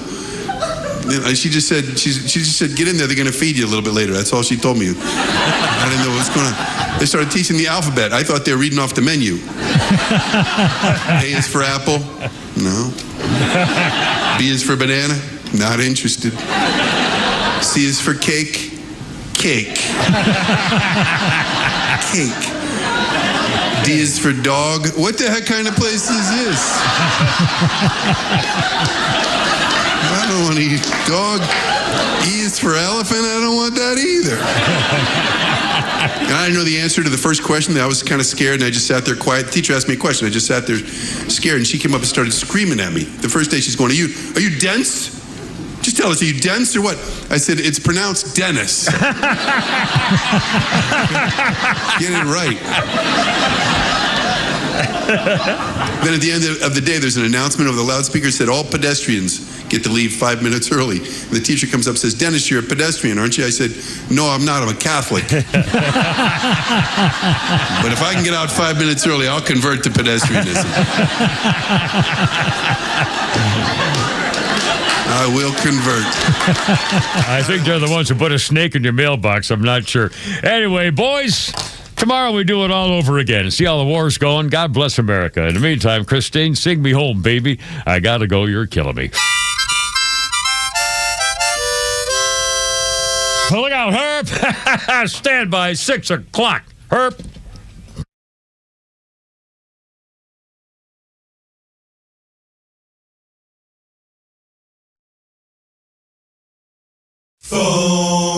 The Kimmer Show is live on your ride home on WFOM and W292 EV Marietta on Dickey Broadcasting Station, Extra 1063. This is a Fox News alert. More Americans killed in action. I'm Lisa Lacera. The Pentagon says the number of dead from the U.S. military operation in Iran has risen to 6, with 2 more found from Tehran's initial counterattacks, as the administration explains the decision to launch major combat operations against Iran. Iran posed an imminent threat, Secretary of State Marco Rubio says, because American service members were likely targets of retaliation if Iran was attacked by Israel. Obviously, we were aware of Israeli intentions and understood what that would mean for us, and we had to be prepared to act as a result of it. But this had to happen no matter what. Rubio